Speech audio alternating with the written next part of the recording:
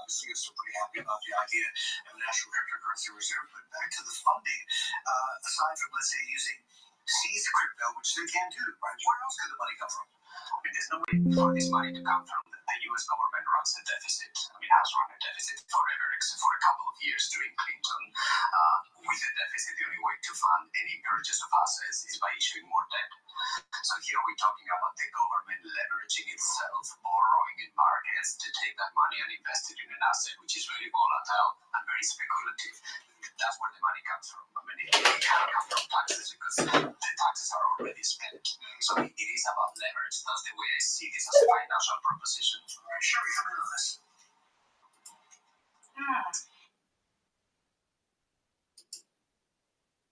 Crypto moves are tied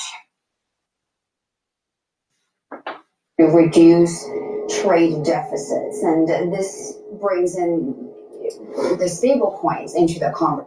Hello, this is DrPaulCottrell, and we are doing a live stream on Rumble and YouTube. YouTube has the dashboard for the Asian market, and we're doing the live stream on March 5th. I'm also going to be re-releasing this on the other channels. I have 4 channels on YouTube. I do get strikes periodically on YouTube, but make sure you subscribe to my YouTube channels, Brighteon, Bitchute, and Rumble.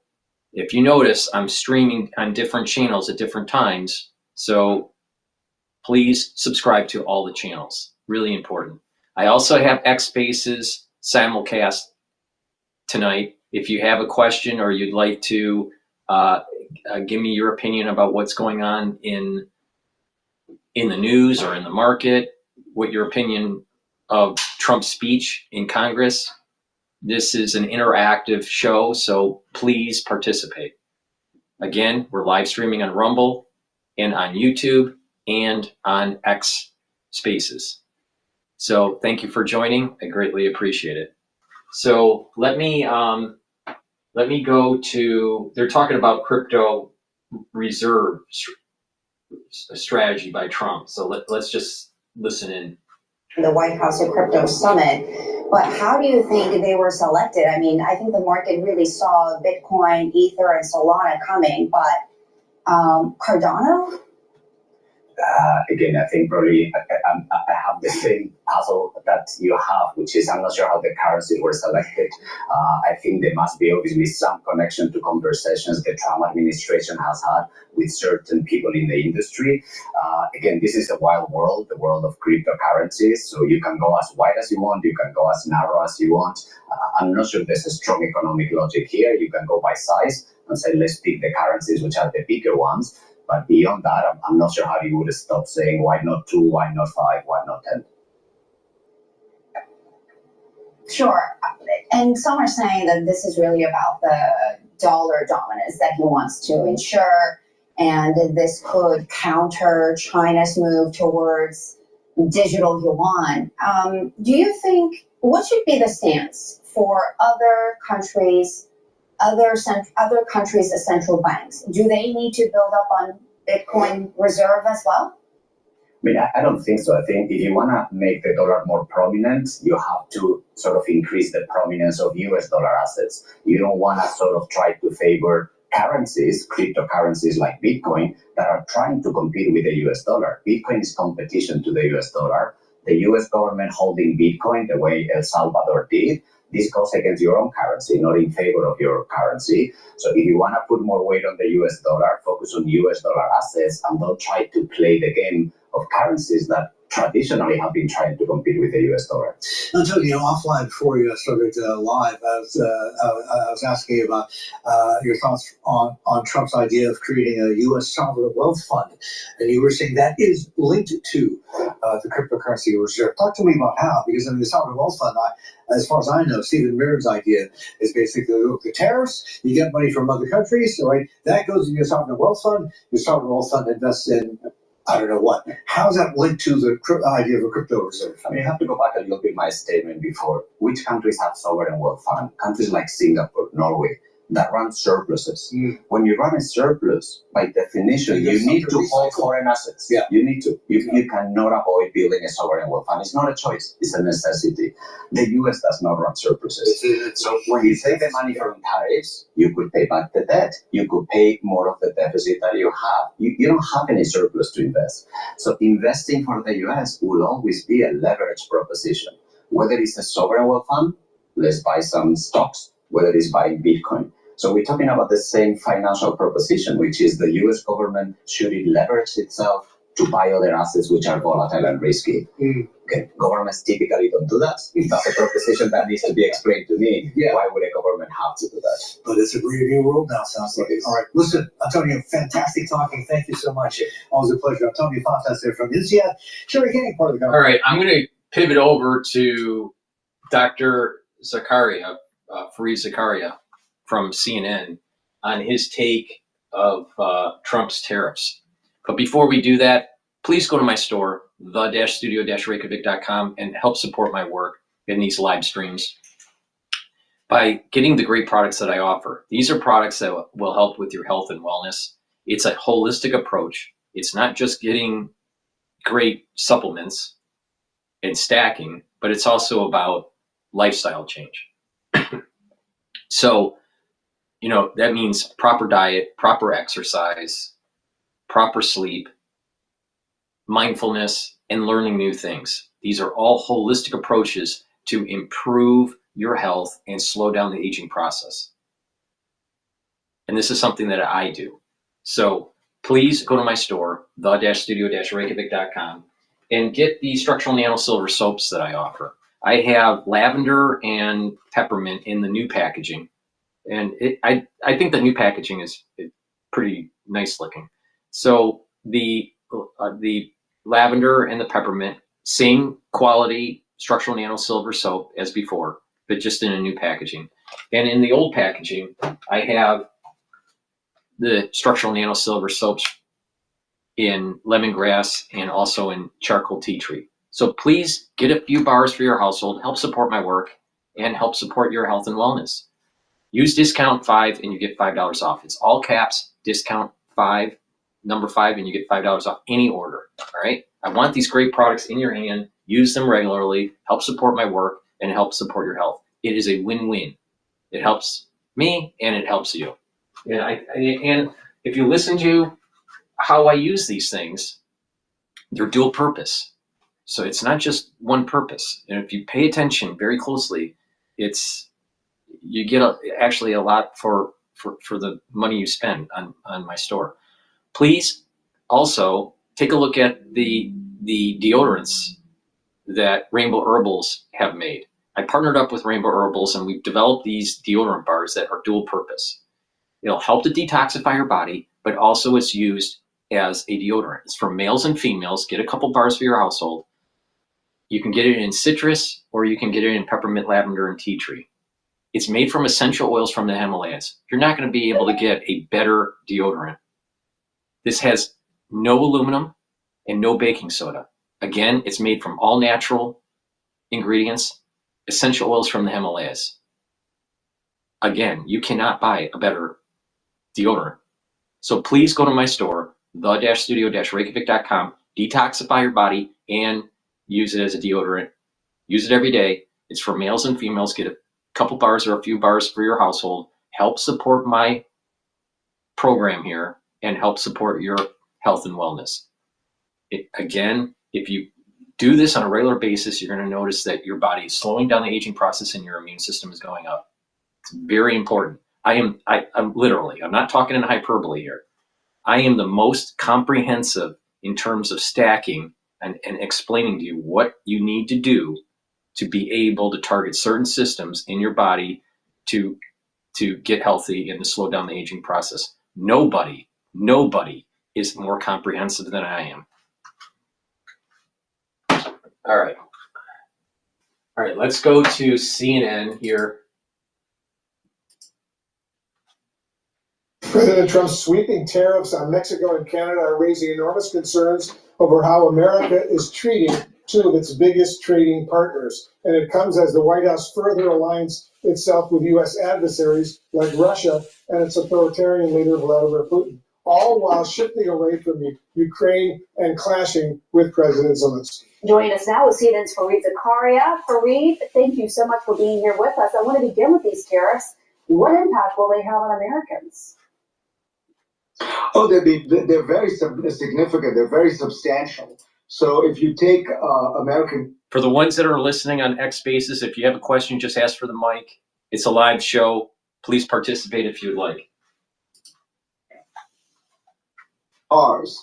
The way over the last 25 years that the car industry has made American cars is to create an integrated supply chain with Canada and Mexico. What that means is some parts are made in Canada, some parts are made in Mexico, a lot is made in the US. The parts move back and forth. Because of the tariffs, every time a part or an auto part moves, it gets tariffed. That's why there are estimates by Anderson, a consulting firm, that the price will go up maybe $8,000 to $9,000 for an SUV. The reality of the situation is that they were playing arbitrage. And if you have the tariffs, they can't play the arbitrage anymore. And now American workers can actually have more jobs, especially in engineering and in manufacturing. So tariffs is actually reducing this stupid arbitrage thing that all these consulting firms went into these big corporations saying, this is how you're going to save money. Just play the labor arbitrage. Well, let's stop that. Now, is there an adjustment? Well, yeah, it took 35 years to get to this point. You know, we got to, say thank you to Margaret Thatcher and Ronald Reagan with liberalization of markets. But the reality of the situation is that we need to start making stuff in the United States. There's going to be an adjustment period. Stop the labor arbitrage. I wonder if he's going to say labor arbitrage. So what Dr. you have is the North American car industry is now going to be discriminated against. And who's going to benefit? The German car industry, the Korean car industry, the Japanese car industry, because those cars were coming to America tariff-free. It's a very strange, self-defeating...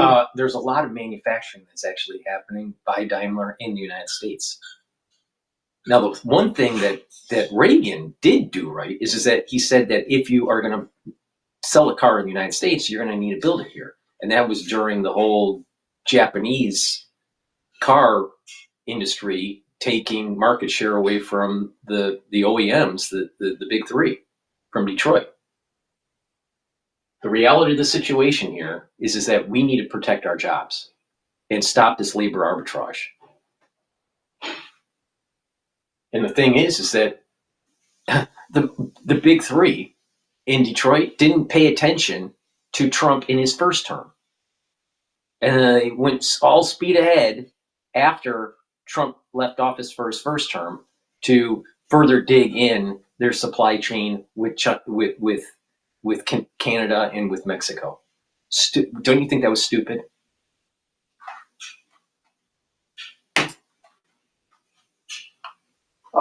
Set of tariffs, because the U.S. has built over the last 30 years a really remarkable integrated economy with Canada and Mexico. It's in many ways more dynamic than the European Union. And now we're shooting ourselves in the foot. And the reason why they did that was because they wanted to weaken the country. See, if you weaken a country's currency and its borders, what do you have then? What makes a country? Ability to defend its borders and to control its currency. But if you have a problem with controlling your currency and defending your borders, and you have lawlessness, then it's much easier to have this economic region, USMCA, all right, or NAFTA, or however you want to frame it, to integrate. But if America's strong, if the United States manufacturing is strong, you don't get this forced top-down uber government merger between the United States, Canada, and Mexico. See, the game plan was this: weaken the United States manufacturing, strengthen the ties between Mexico and Canada, And then eventually you'll have a North America trade alliance that eventually turns into a federal government. That's what the game plan was. But do you really think that the ethos of Mexico and the ethos of Canada is really that forward-looking and exploration ethos of the United States? Hell no, not even close. So by protecting the manufacturing base here, it's putting a stop to this hyper globalization of these regional blocks. And they spent the last 35 years creating this supply chain, thinking that America will decline and it will automatically capitulate. Wrong. That is not the future of America. But Dr. Zakaria doesn't want to really talk about the labor arbitrage and doesn't want to really say, you know what? There was actually a concerted 35-year takedown of the United States at a global level. That's the real analysis here. But let's see what Dr. Zakaria has to say. Because guess what? Dr. Paul Cottrell is not wrong.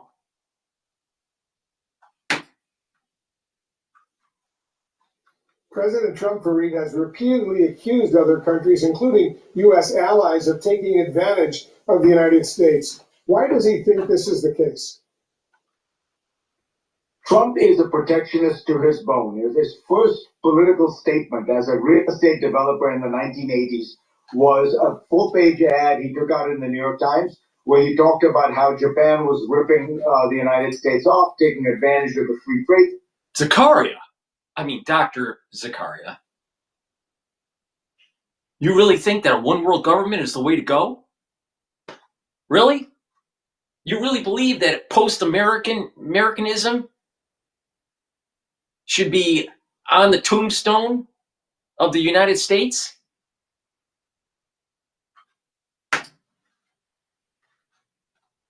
How Japan was going to clean our clock, dominate the world. It is worth noting none of that turned out to be true. In fact, Japan went into a 25-year stagnation. The reason why they did that, the reason why that happened was because, Dr. Zakaria, the landmass, they didn't have the resources like we have, and they had a declining population, and fourth, they had hubris in the 80s. And they destroyed their economy. We're larger. We have resources. We have a larger population. So there's a larger momentum within our country than there was with Japan. That's the big difference. And then there is, because it's a melting pot, it's not a monolithic society. It's not a monolithic ethnicity. There's strength within that. With many, we're one. Concept. Japan doesn't have that. Not at all. Not even close.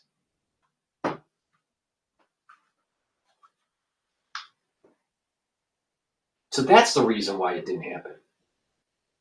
But if you look at where we're at right now, especially during the Biden administration, you had manufacturing declining, our ability to wage war declining, our ability to make a ship for our Navy declining. How many people are actually being able to read and write and do arithmetic in primary school? Declining. That's how you take a country over. Open and innovative actually was able to leap ahead. The numbers tell you the story. In 1995, average Japanese citizen was 50% richer than the average American citizen. Today, the average American citizen is 140% richer than the average Japanese. In other words, we've done way better than countries like. Most Americans are in debt. The Japanese aren't in debt at the private level.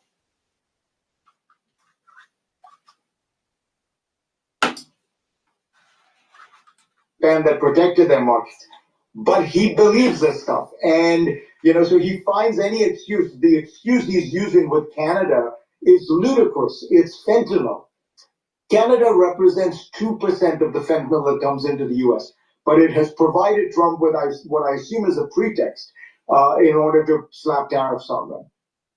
Right, and you heard Justin Trudeau say that. He said it's a false pretext. I saw in the late 90s the shipping of manufacturing over to Windsor, Canada in the tool and die industry from Detroit, because the OEMs, the big three, Ford, GM, and Chrysler, wanted to pay less for their tooling, for their stamping dies, and for their injection molds.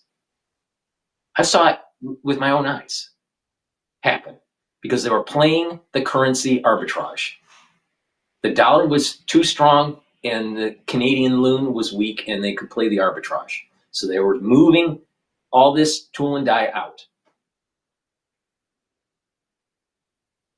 I don't feel bad for the Canadians if we say, you know what, we need to bring back our manufacturing. Because guess what? That's how young people get to learn new skills and be able to afford a home by the time they're 21 or 22 years old.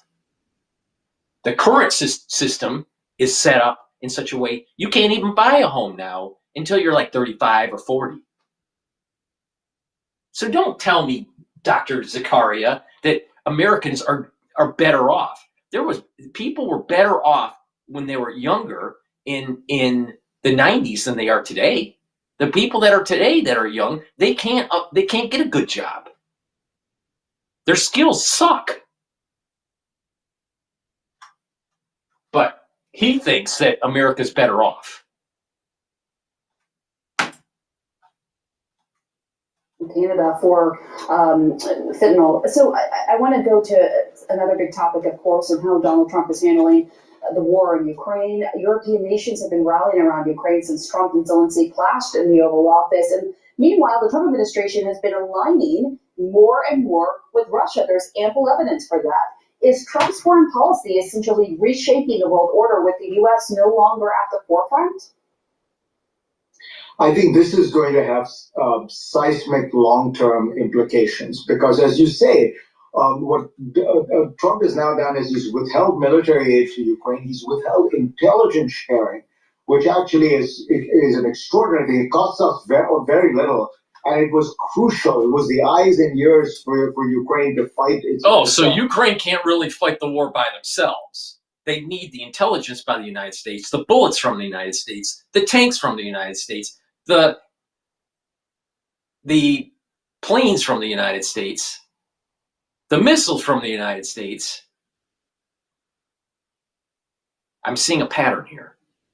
Ukraine can't stand on their own feet. This war, defending itself and its territory against Russian aggression. But what it really does is it will ask people, can the United States be trusted? This is a country, Ukraine, that we've been supporting. Really, we've been supporting Ukraine's independence since 1991. We supported Ukraine when. Notice that? 1991. Oh, wait a minute here. George Bush Sr. and the hubris he had when the fall of the Berlin Wall happened, and they went against the agreement with Gorbachev, and they said that they were not going to expand NATO, and guess what they did? They expanded NATO. And we had the war in the Gulf. Didn't go to Baghdad to kill Saddam Hussein. We backed off. So we didn't really win the war. But there was such a hubris out of the Pentagon that they thought that it was going to be a monopolar world and they can do whatever the fuck they want, and they expanded NATO. And that's what created Putin.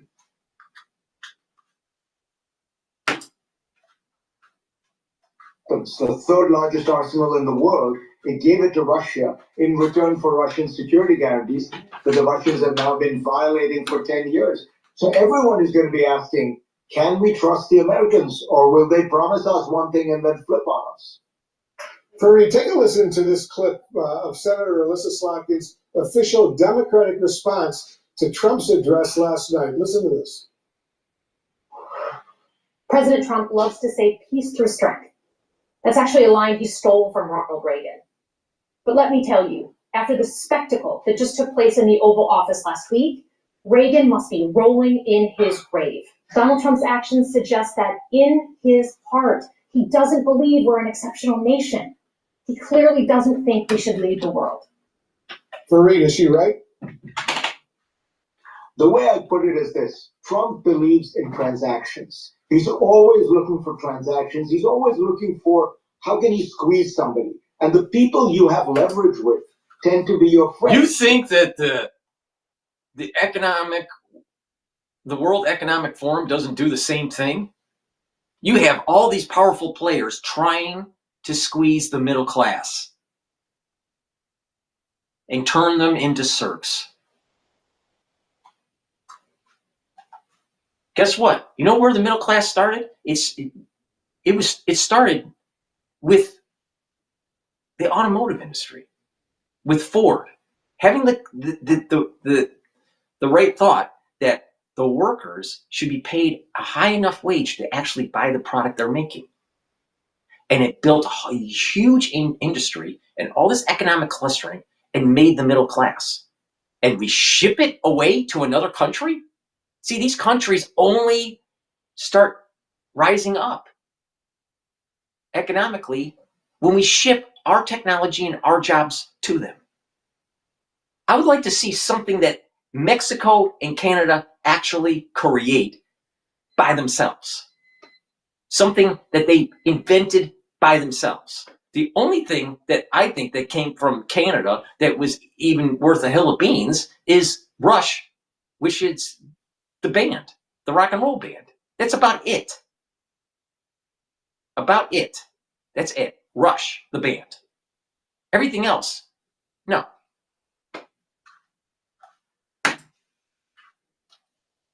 I mean, we have an integrated economy with the Canadians, so you have leverage with them. We provide protection to Europeans. We have leverage with them. Look at all those books. Look at all those books that he reads in the background. I probably have read more books than he did, but that's besides the point. All those books, and I'm willing to bet that he can't fix his toilet. Assistance to Ukraine. We have lots of leverage with them. Trump doesn't have a lot of leverage with Putin. He doesn't have a lot of leverage with Xi Jinping. So the strange result of it is that Trump, is basically at war with America's allies and cozying up to America's enemies. And that transactional nature means that what he is missing is the United States has built a world order since 1945, not on the basis of individual transactions where we always squeeze the other side, but by building enduring relationships with like-minded liberal democracies that have now... Quit the horse shit, Dr. Zakaria. The reason why we did that was because we were moving into a Cold War and that we had nuclear weapon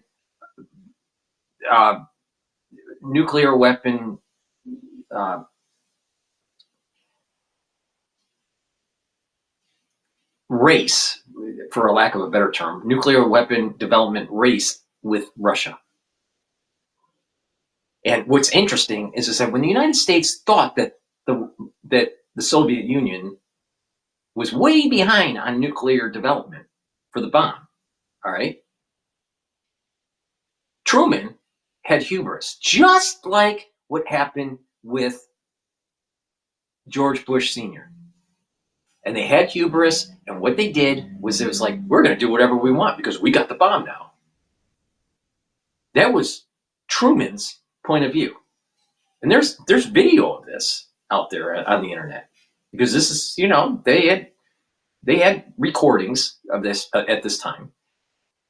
But once Russia detonated their first bomb, then the whole situation changed. So there's two things that happened with this whole reconstruction of Europe post-World War II. One was to learn from the Treaty of Versailles and not make the same mistakes as at the end of World War I. And two, they needed to rebuild Europe and to make it economically viable to be able to ally with the United States to fight a nuclear power aka the Soviet Union.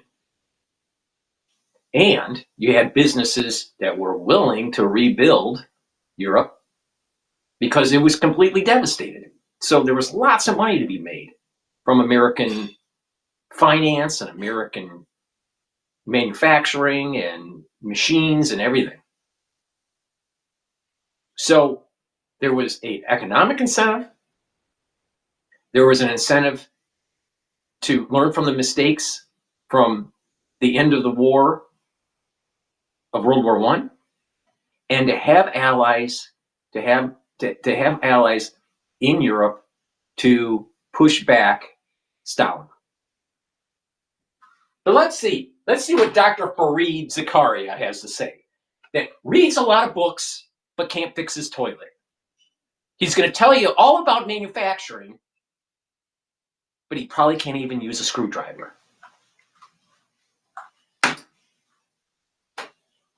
Eight decades. And by casting a shadow on that, by maybe undermining it all, yes, he is in some sense furthering the cause of the autocratic aggressive powers like Russia and China. Whether it's his intention or not, that is the effect. Fueling the power of the autocratic regime. Really? Really, Dr. Zakaria? Really? He has not admitted that the United States caused the problem because of the expansionism of NATO that didn't need to happen post the fall of the Berlin Wall.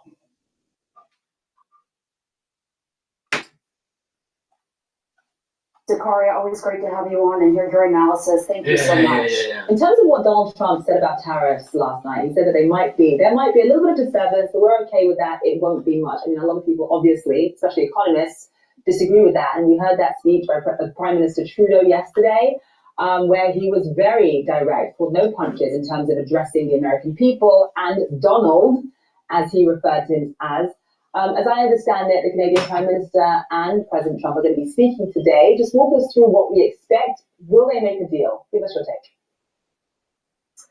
I have no clue because the Prime Minister's office has no clue. Now, I will not recite to you and Liana the sarcastic texts I got about this, even when it comes to the time of the call. Why not know that? So we're protecting sources here, okay? Suffice it to say that you can look at what the foreign minister said on the record. Melanie Joly, quote unquote, the instability and chaos coming from the Oval Office. Now look, Canada is all too realistic about the position that it finds itself in. As you say, Zane, look, this would devastate the Canadian economy. But right now, as they So what? They destroyed the manufacturing base in Detroit. I don't care about Canada. I really don't. The globalists destroyed the manufacturing base in the United States. Please go to my store, the-studio-reykjavik.com, and get the probiotics that I offer. This probiotic is, there we go. This probiotic is a veggie cap version. You can also get it in the powdered version. I prefer the powdered version. It's just easier for me to take because I take all these different powders like Boomer Boost and lignans and collagen and, the Gladiator barley. So, but some people prefer the veggie cap. Both are very high quality. It's important to have a good gut biome. That will help with your brain function, and that will help with your liver function. It'll help with your metabolism, reduce inflammation, and help with your immune system. Oh, and by the way, it'll help with your skin, hair, and nails. Please go to my store, the-studio-reykjavik.com, and get the great probiotics that I offer.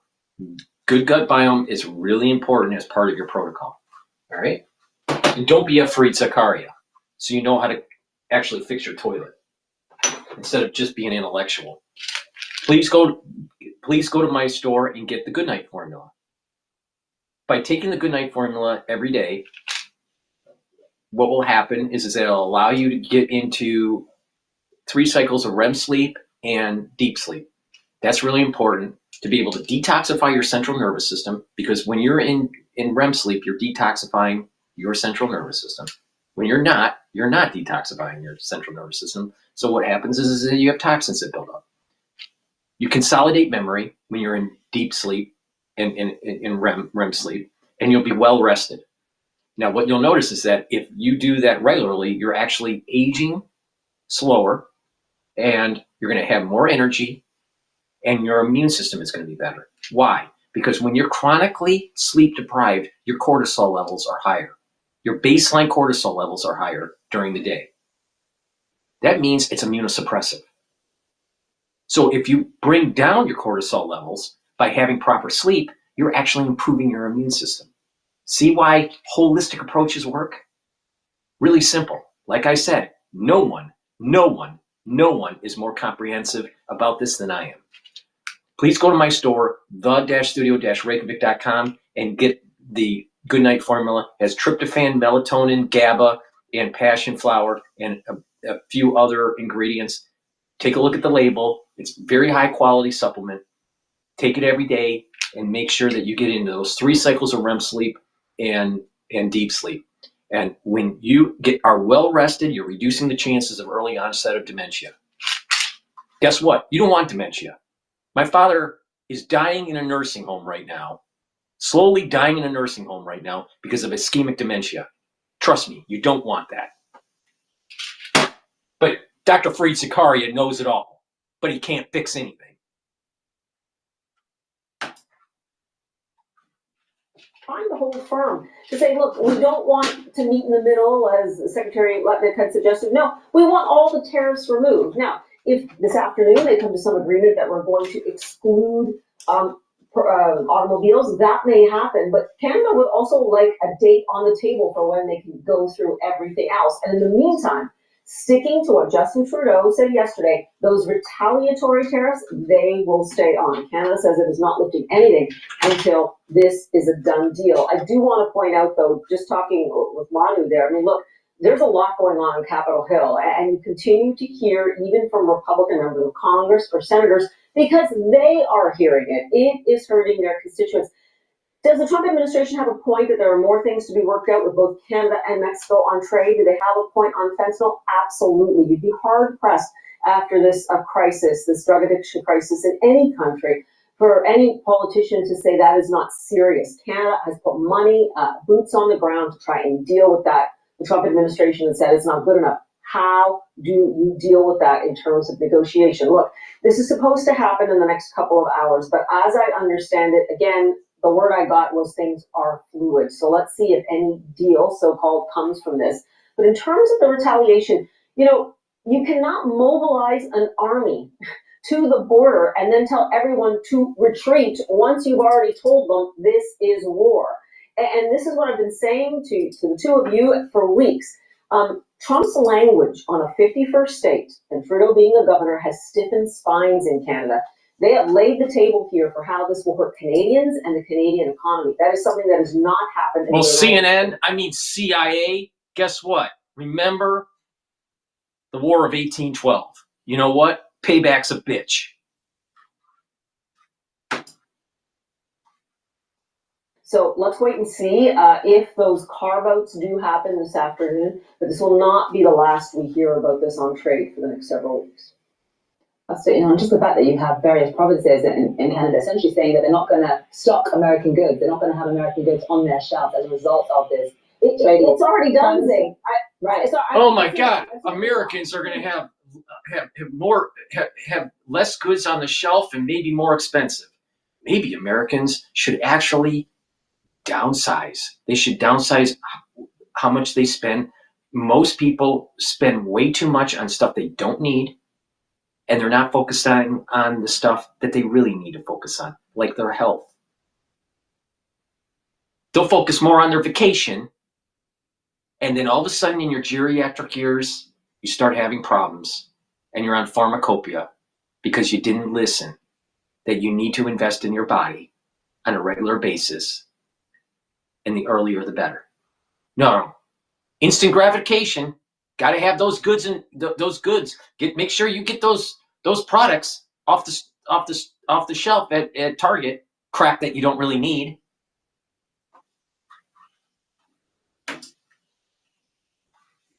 They're gone. Those products are off the shelf. It's clear things have gotten especially personal, I think, between the U.S. president and Canada in particular.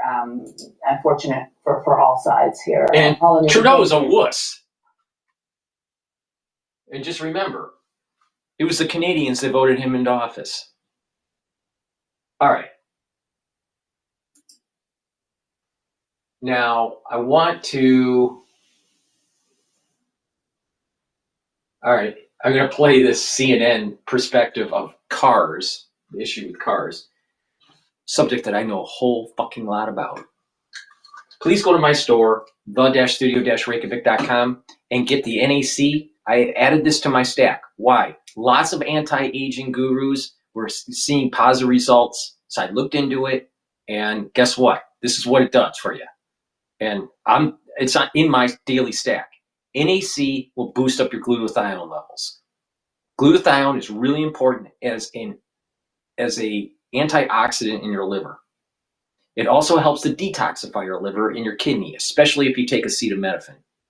And because when people take acetaminophen, they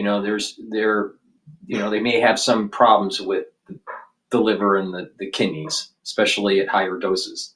But the thing is that you can detox your liver and your kidney, which is really important, right? Your kidneys help to filter out your blood, and your liver does a lot of stuff for you. All right, it helps with gluconeogenesis. It helps with bile. It helps with filtering out your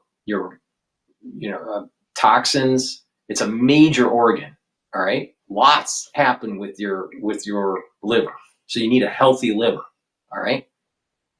So glutathione is an antioxidant. So this NAC is going to boost up the glutathione levels. And NAC will also help to calm your central nervous system. It's going to reduce anxiety. And NAC helps with lung health. All right. It's going to help with healing the lung. All right. So please go to my store, the-studio-reykjavik.com, and get the NAC. This is really important. All right. And again, by taking lessons learned from people that have been doing holistic approaches for many years, you can adapt it to your own health protocol. Some people can't afford taking all these things. All right. I take a lot. Some of these other gurus take even more than I take. All right. But the thing is that I'm telling you how to stack these in a way where it's affordable and you get the benefits that you need. With the medical knowledge that I have learned and the personal experience that I have obtained through doing this, please go to my store, the-studio-reykjavik.com, and get the NAC. Help with your lung, help with your kidney, help with your liver, and boost up your glutathione levels and bring down that anxiety. Because by bringing down the anxiety, you're reducing your cortisol levels. And like I said, higher cortisol levels is immunosuppressive. So by bringing them down and calming your central nervous system and going into parasympathetic and being at a calm state is actually boosting up your immune system. But maybe you want to go and listen to Dr. Fareed Zakaria telling you about the global new world order. Resveratrol, something that I've been taking for decades. This is a great supplement. It stacks really well with C60, NAD+, and ubiquinol. Resveratrol is going to help you to get rid of cells that are in senescence. Resveratrol helps to improve mitochondrial health, so you're going to be boosting up energy levels. And it's an antioxidant, so it's going to soak up free radicals. Bringing down the free radicals in your body are really important. It's a key pillar to slowing down the aging process and boosting up your immune system. There's two things that are very common with people that get old and they're about ready to die. They have no energy, and guess what? Their immune system sucks.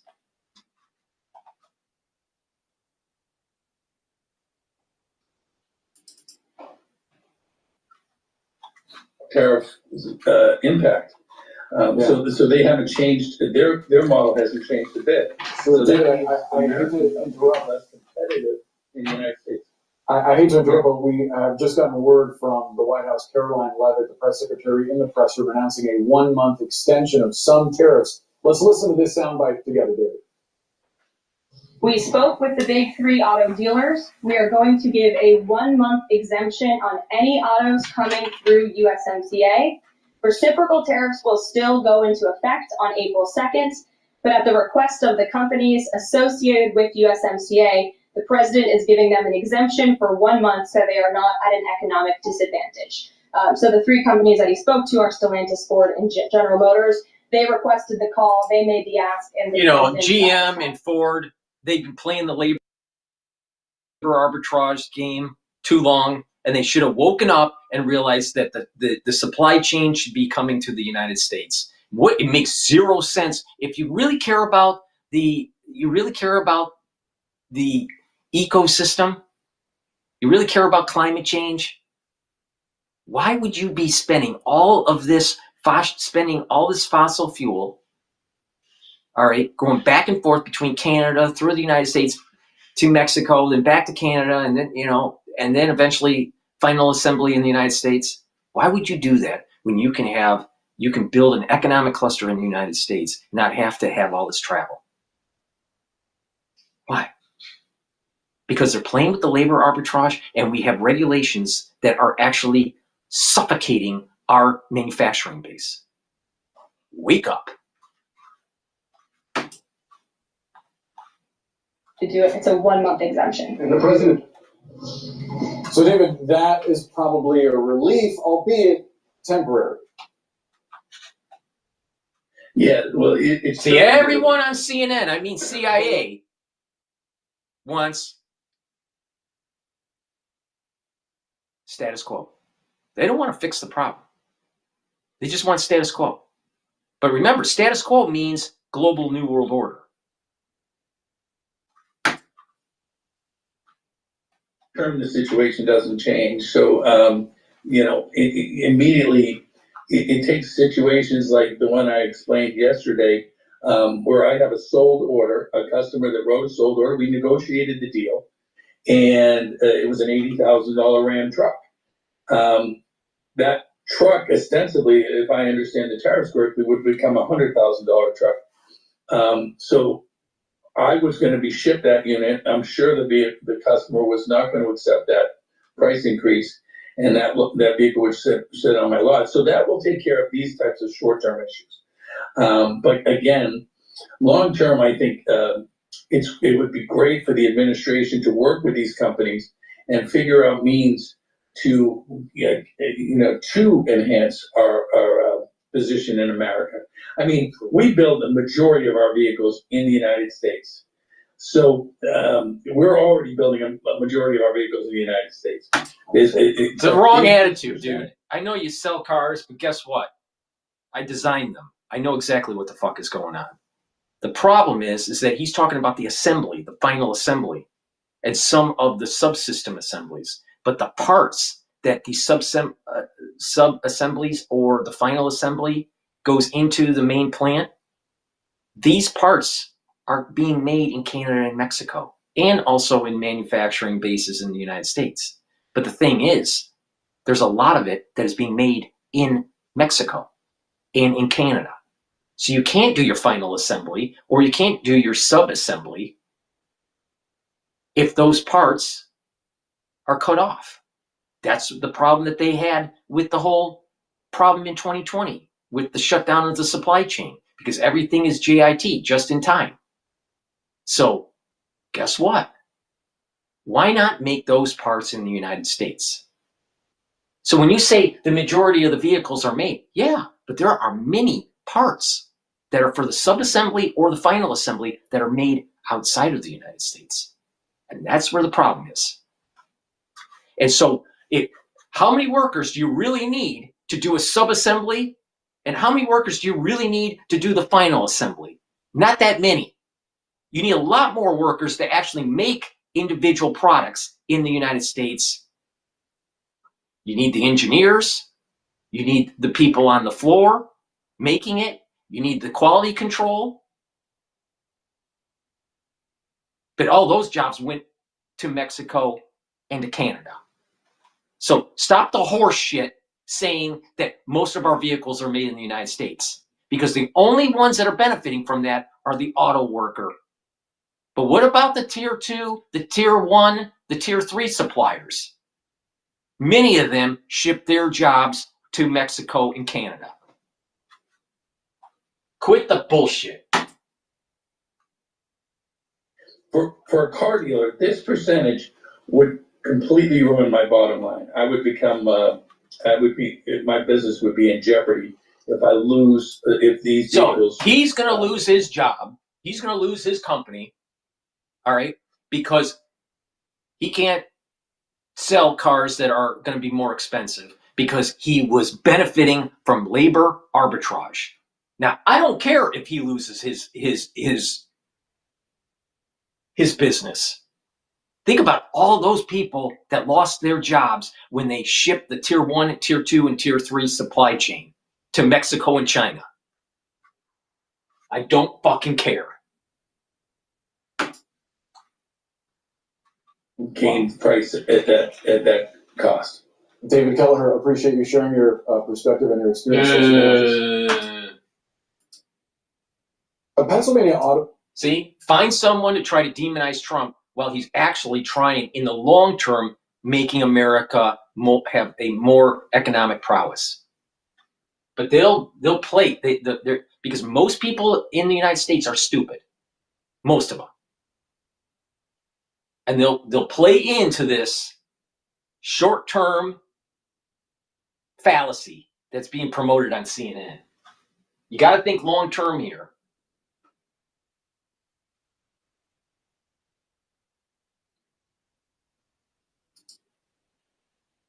All right. Well, let's go to, before we do that, let me plug 2 more products here. Please go to my store, the-studio-reykjavik.com, and get the multi-purpose supplement, olive leaf extract. This is going to help to improve your immune system and your cardiovascular health. How? It brings down inflammation.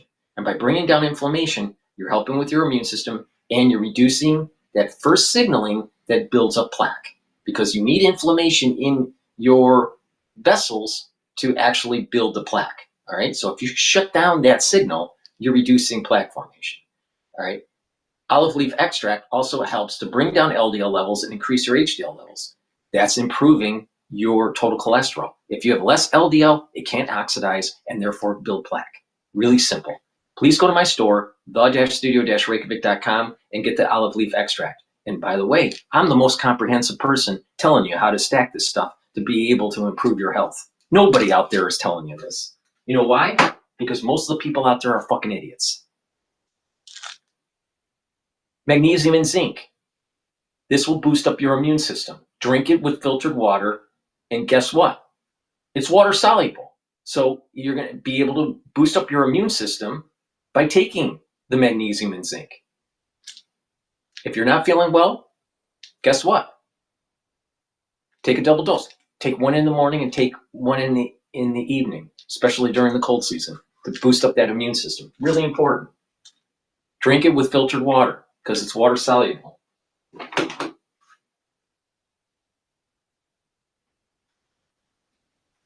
All right, let's go to CNA. This is an Asia perspective on news. Agricultural products. Beijing has filed a complaint with the World Trade Organization against Washington, saying its tax measures seriously violate WTO rules. Amid the risk of a full-blown U.S.-China trade war, investors will get a clearer sense of Beijing's economic ambitions as the country's top economic and financial officials continue meetings on the sidelines of the so-called 2 sessions. Yesterday, China set a GDP growth target of around 5% this year and unlocked more fiscal stimulus to prop up its economy. Tan Sik-Wei with more. Keeping the GDP target at around 5% and aiming to create over 12 million new urban jobs. Chinese Premier Li Qiang said these goals were set in response to evolving dynamics domestically and globally. 经济增长预期目标为5%左右，既是稳就业、防风险、惠民生的需要，也有经济增长潜力。We gotta leave that because I don't speak Chinese. All right. Let's take a look at.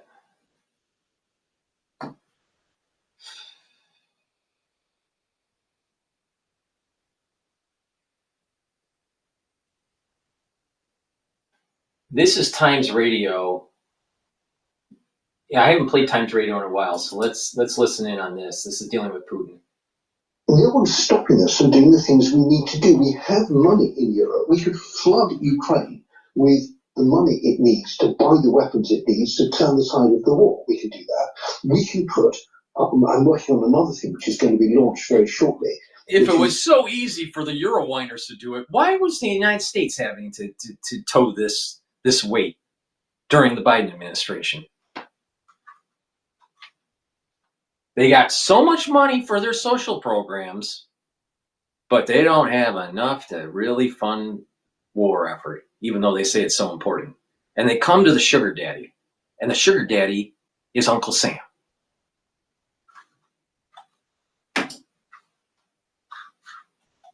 An idea to put Western warplanes into Ukraine to at least protect the rear from Russian missile, drone and air attacks. Edward Lucas has been covering Eastern European affairs and Russia since 1986. He's a Times columnist, senior advisor at the Center for European Policy Analysis. He joins me now.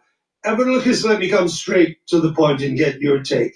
Is this potentially the beginning of the end for the Atlantic Alliance?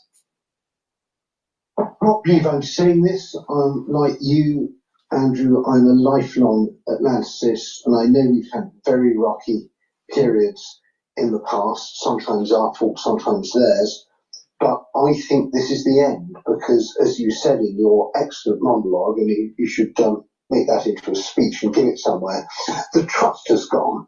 Yes, maybe Trump in his whimsical, capricious way will get cross with Putin. Maybe he'll like the mineral deal. Maybe he'll, in a year's time, it may all look a bit different. But the memories of the way America behaved and the memories of the things that he said, and not just that he said, but people we really thought were reasonably trustworthy around him, those leave very deep wounds and scars. So I think it's no longer NATO. It may be NATO, the North European Treaty Organization.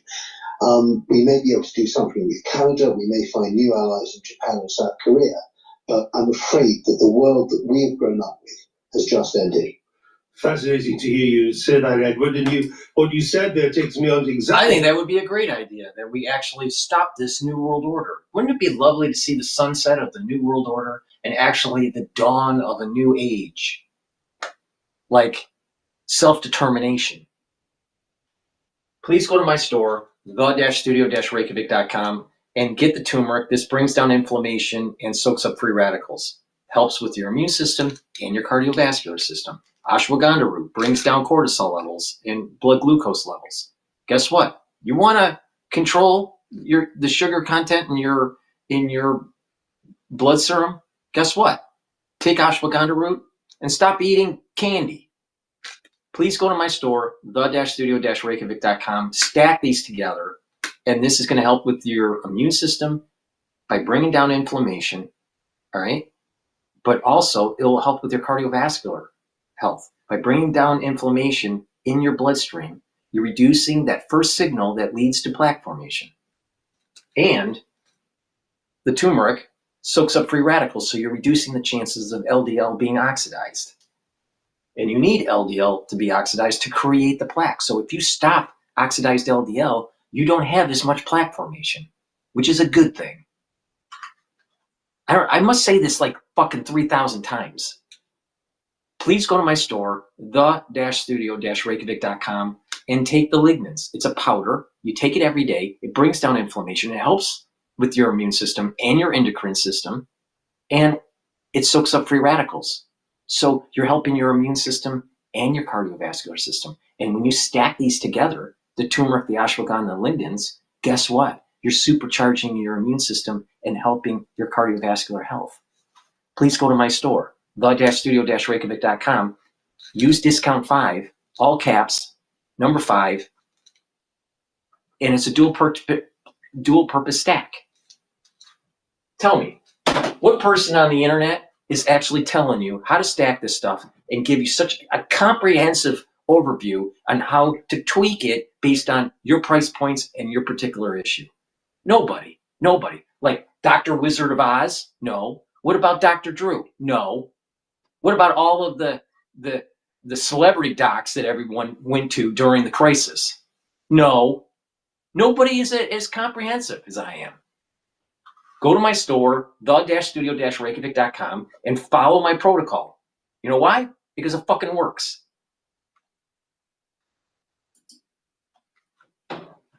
Next question, and you've kind of implied it may be one potential answer. My question is this: can there be a new version of NATO, sort of NATO 2.0, without America? The answer is, in the long term, yes, because here in Europe and in the West more broadly, we have an enormous lump of economic, political, diplomatic clout.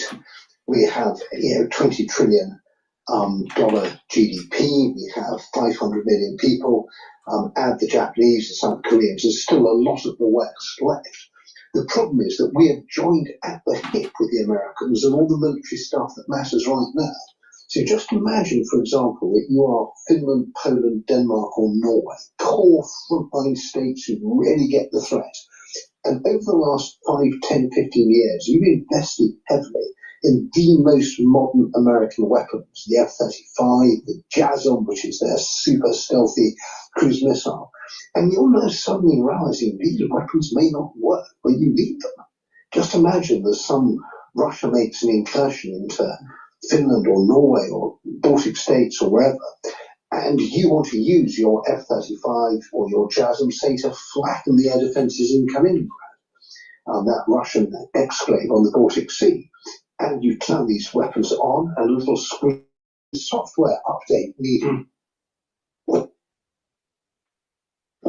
We have a few years' worth of missiles, but they need regular servicing. The nuclear warheads are shared with the United States.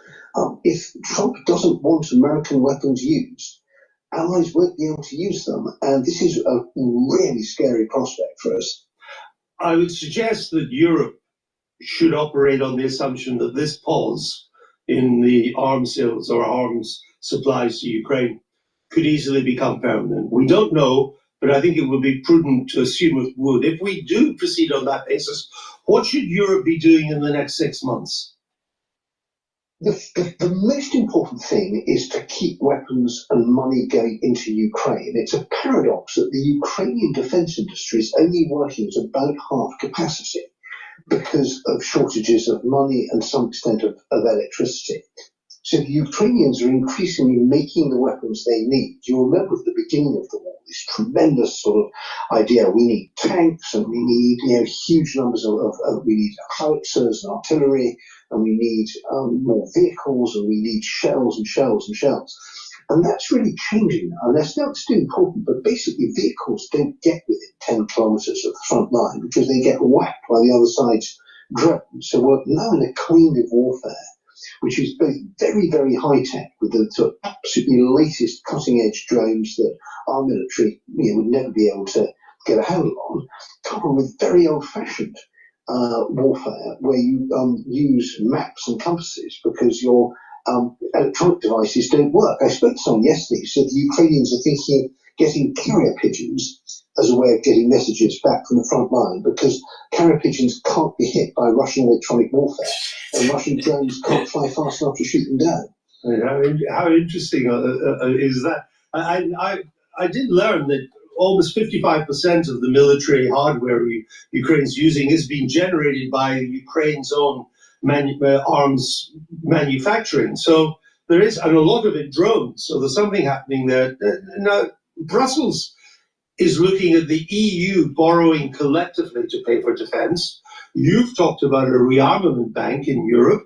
Germany and France now support, or might now support, redirecting frozen Russian assets to Ukraine at a pretty miserable time, at least we're not short of options if we have the gumption to take them. You're absolutely right, Andrew, and I think there's 2 points here. One is we should stop blaming Trump for mistakes we've made ourselves. Nobody made us underspend on defense. Nobody made us open our financial system to Russian debt. There's 2 big mistakes that Europe did. They didn't pay for their own military, and they bought into this idea that NATO needs to continually expand since the fall of the Berlin Wall.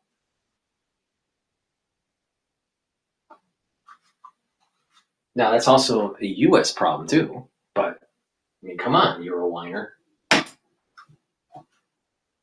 Nobody made us in Europe dependent on Russian gas. We did all these things to ourselves because we were lazy and naive and most of all greedy. Right. Second. Isn't that the definition of a European, though?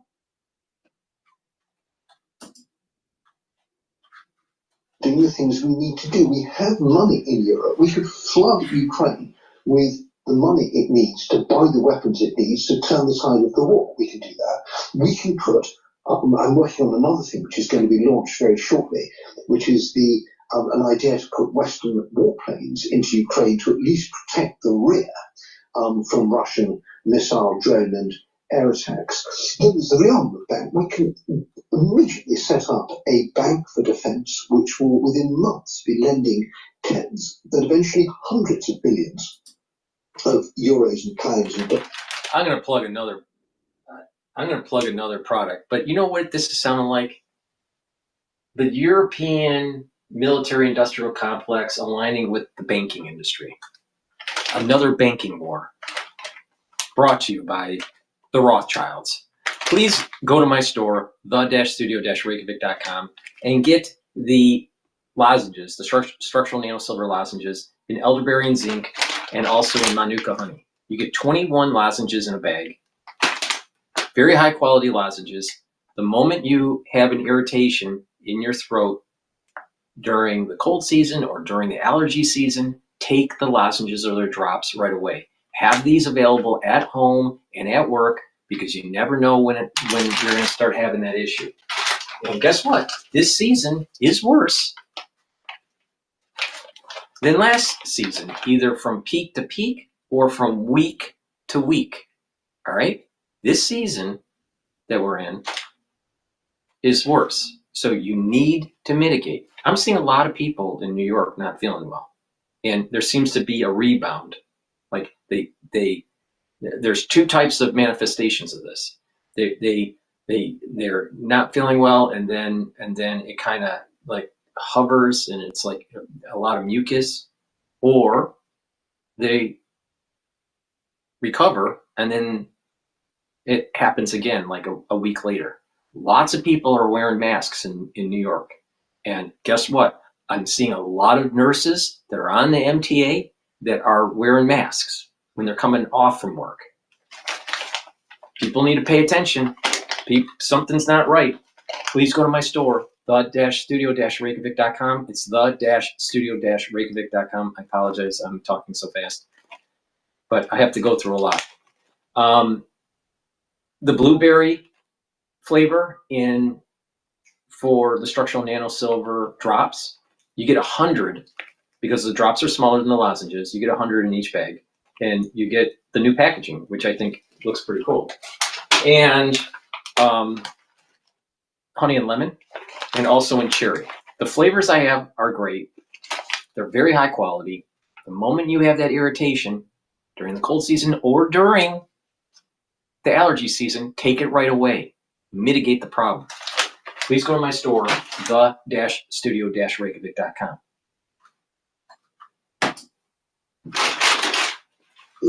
To our defence companies to increase capacity. So we have in our power to save Ukraine and to save ourselves. The only thing that's holding us back at the moment is a lack of political will. And I think that Donald Trump plaque in the heart of Brussels with an enormous gold statue of Donald Trump would be a very good way of commemorating in future years his enormous contribution to a truly united and effective Europe. I mean, he knocked Jean Monnet and Schumann and Spark and all these other great kind of Adna, these fantasy, into a cocked hat. This is the man who's actually going to create a effective European superstate. We should be very grateful to him. You could well be right. Is there any consolation in seeing this as largely a Trump phenomenon, that things go back more to the way they were when he's gone?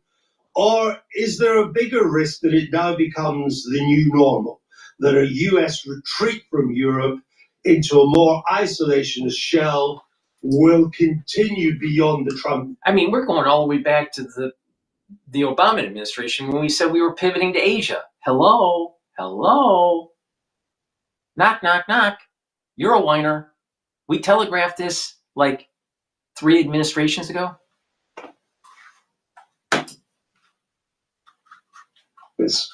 Well, I think just as we have a Russia problem, not a Putin problem, and our problems with Russia predate Putin and will outlast him, I think that Trump is a symptom of the way in which America is changing. It's a very unpleasant symptom, but I would say that the roots of this go way back. I think the Biden presidency was disastrous. We could have won this war at the beginning if they hadn't dithered and shilly-shallied. I was obviously very critical of Trump. Trump won, although in retrospect he doesn't really get as bad as Trump too. I was very critical of Obama, and I was critical of George W. Bush. So I think that America has been disengaging from Europe for a while, and the fact we now are dealing with the consequences is partly because we weren't looking. And I think that the view in America has changed as well. That generation who maybe knew about the Normandy beaches and the Berlin airlift and their parents, who remembered the Cold War, who'd seen Reagan speaking at the Brandenburg Gate saying, Gorbachev, tear down this wall. That generation is going, and the modern America doesn't see Europe the same way as their parents and grandparents did. And they worry about other stuff, and they quite rightly say, we need to fix America at home. We're bleeding. And why are we spending treasure and incurring risk and sending our boys to go to protect 500 million Europeans against 140 million Russians when we have 1 billion Chinese to worry about? We'll leave it there, Edward. Thank you for that, the cold dash of common sense. My family, most of the World War II veterans, they were dying off in the 80s and the early 90s. The ones that fought in World War II. So, I mean, it's been a while since I've seen a World War II vet in the family, in my immediate family. But, all right, let's see where we're going next.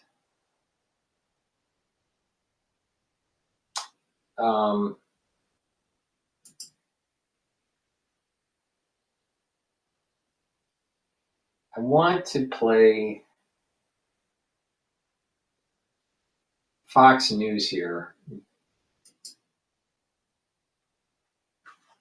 Last night, President Trump reiterated his plan to impose reciprocal tariffs, and that would be on April the 2nd. This system is not fair to the United States. It never was. And so on April 2nd, I wanted to make it April 1st, but I didn't want to be accused of April Fool's Day. April 2nd, reciprocal tariffs kick in. And whatever they tariff us, other countries, we will tariff them. It's reciprocal, back and forth. Whatever they tax us, we will tax them. Take in trillions and trillions of dollars that create jobs like we have never seen before. Okay, we've already got some tariffs already imposed, more coming April the 2nd. Is that inflationary?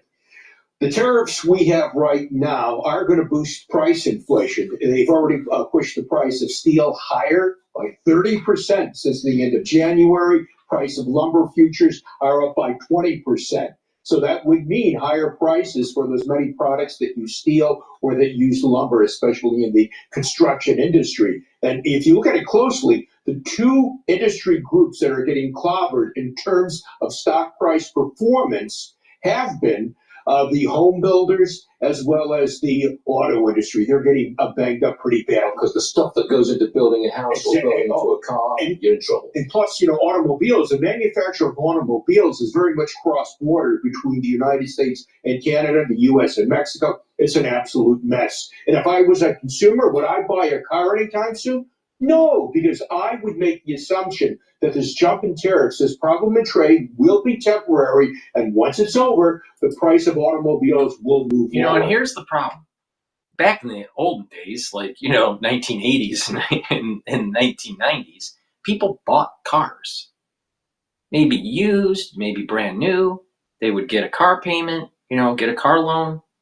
Now, because there's so many people that are leasing, they have to give back their car after 2 years or 3 years, depending on their lease. And they're forced to move into a new vehicle at a higher price. So this is another example that even though Dr. Fareed Zakaria is saying on how great America, middle class is prospering with this global, supply chain, which I disagree with him. But the reality of the situation is people are really just leasing their life and they don't really own anything. So a lot of people today don't own a vehicle, right? They're leasing a vehicle. Now, some people that have like 2 cars for their household, maybe they have an older car that they have paid off, right? And then they have one that's newer that is leased. A lot of people are doing that. But the point is that the more times that you get that latest version of whatever vehicle, right, after 2 or 3 years, you're just escalating your payments are escalating into a higher cost structure. All right. It behooves you to actually buy the vehicle. Right. And the problem is that a lot of these electronic systems now, these vehicles are way over gadgeted. All right. There's way too many gadgets to these things.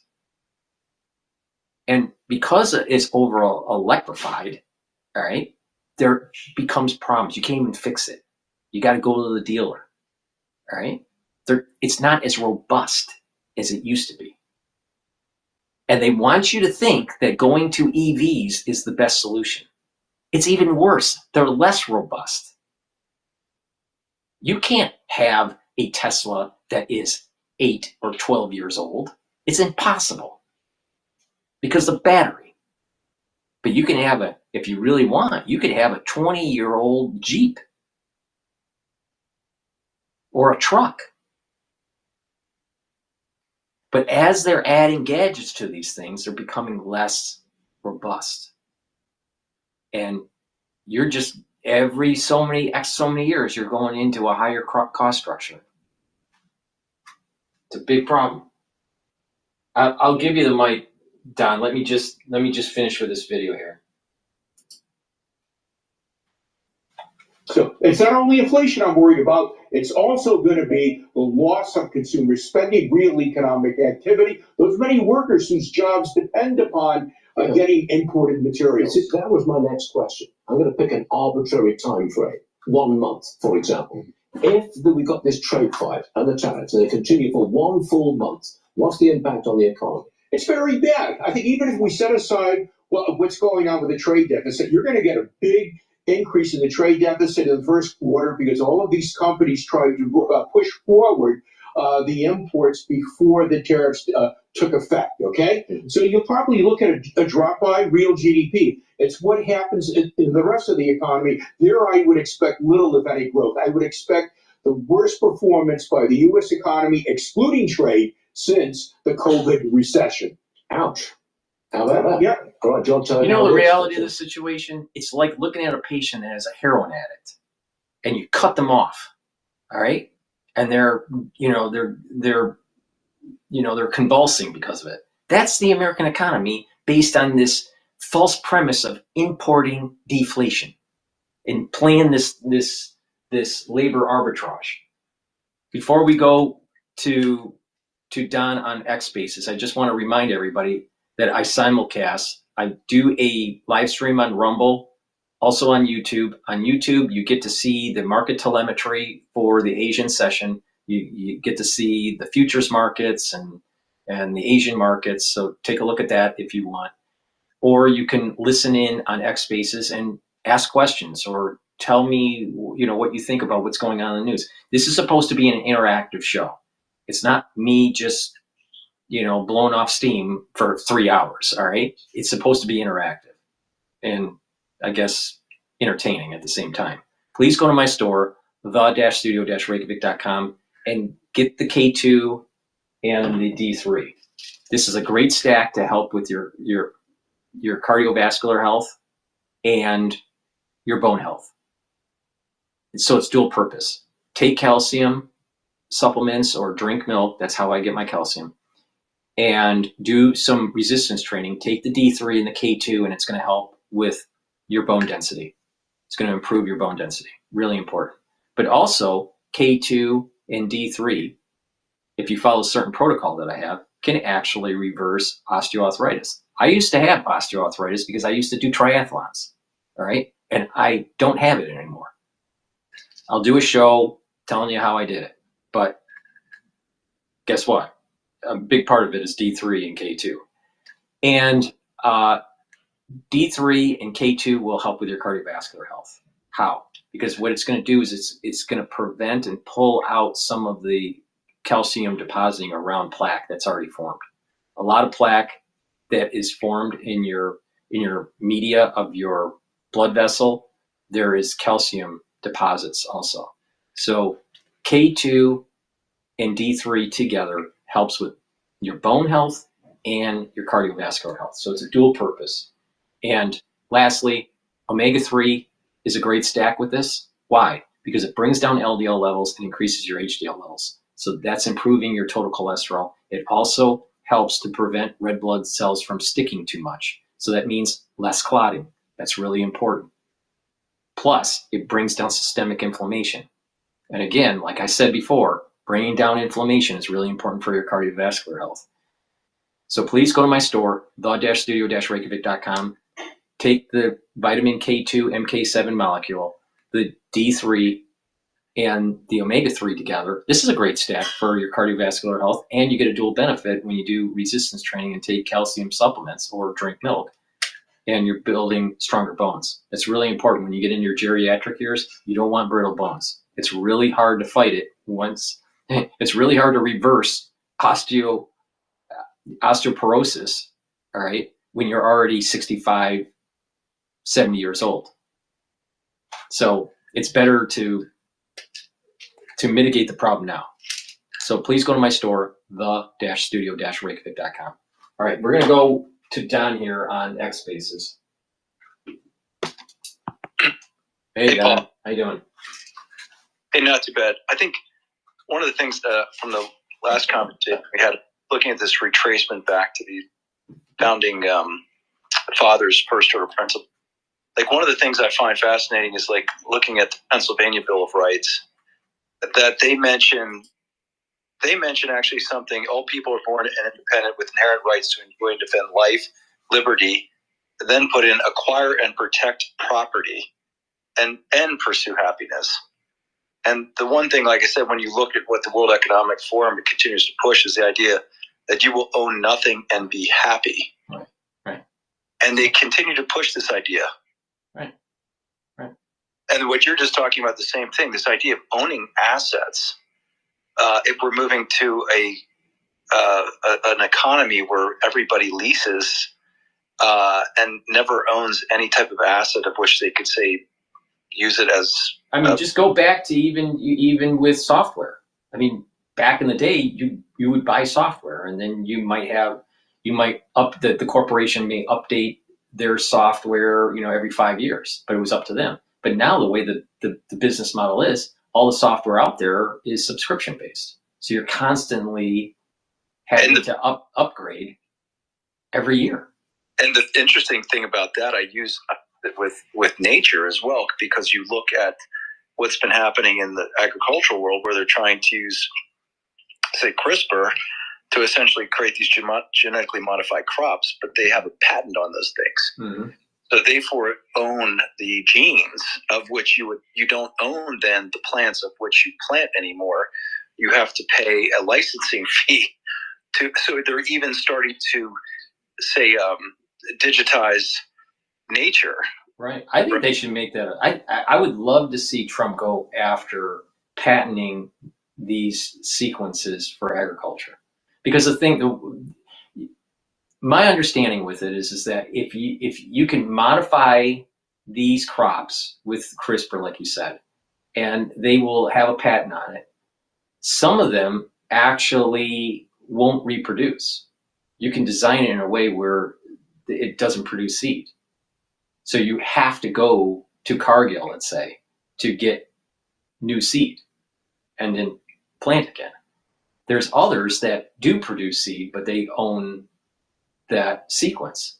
Now, the problem is that nature blows stuff around because of the wind.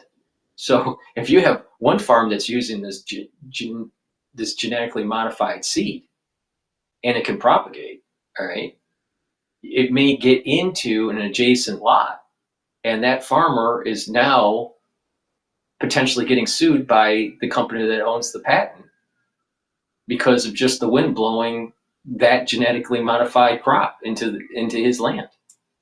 So it causes a big problem. I think they should make this stuff illegal to create patents on. And there's a paradox there, right? Because the same thing happens within the software with this open source versus something that's controlled with the same mechanisms where you some type of walled off garden that you need access to.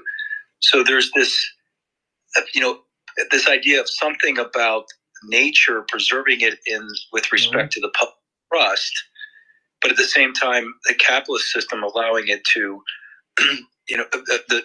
to work as well. Right. Think about it this way, Don. Let's say you had a company in the 90s and you were using Adobe software. You owned the software at that time, and you built all of these digital assets that load up on the different modules of Adobe software.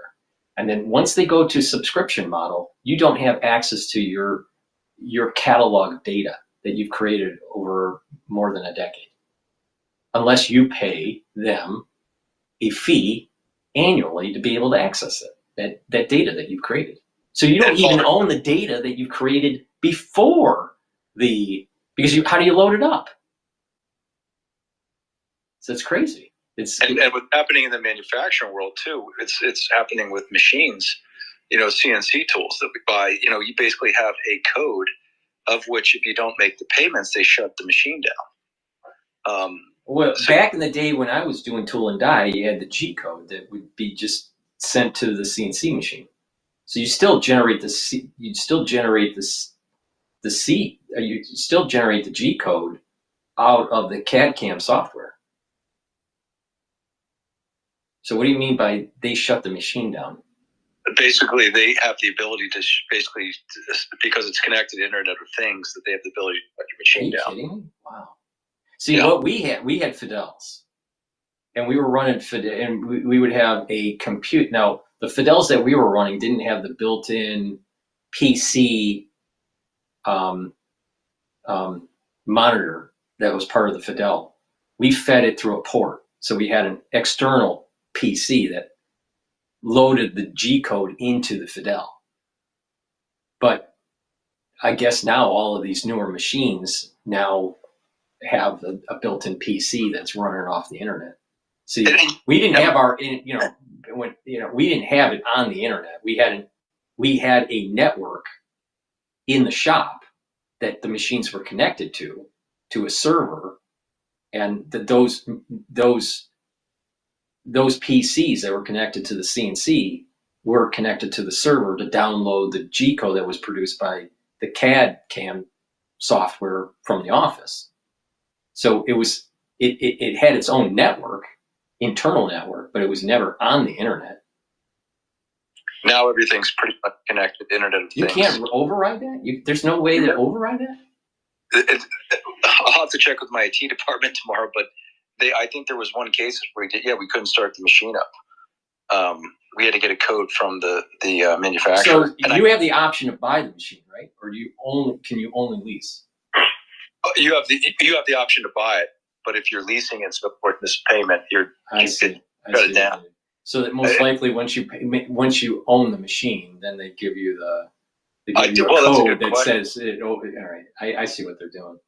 I mean, and the point what it looks like most everybody leasing things, then they have the opportunity to then overlay the social credit scoring with that, right? So you everything's being leased, you don't own anything, and then you overlay the social credit scoring system on top of that, and they make it basically a natural condition, just the normal aspect of being at this point in time where you're not expected to own anything.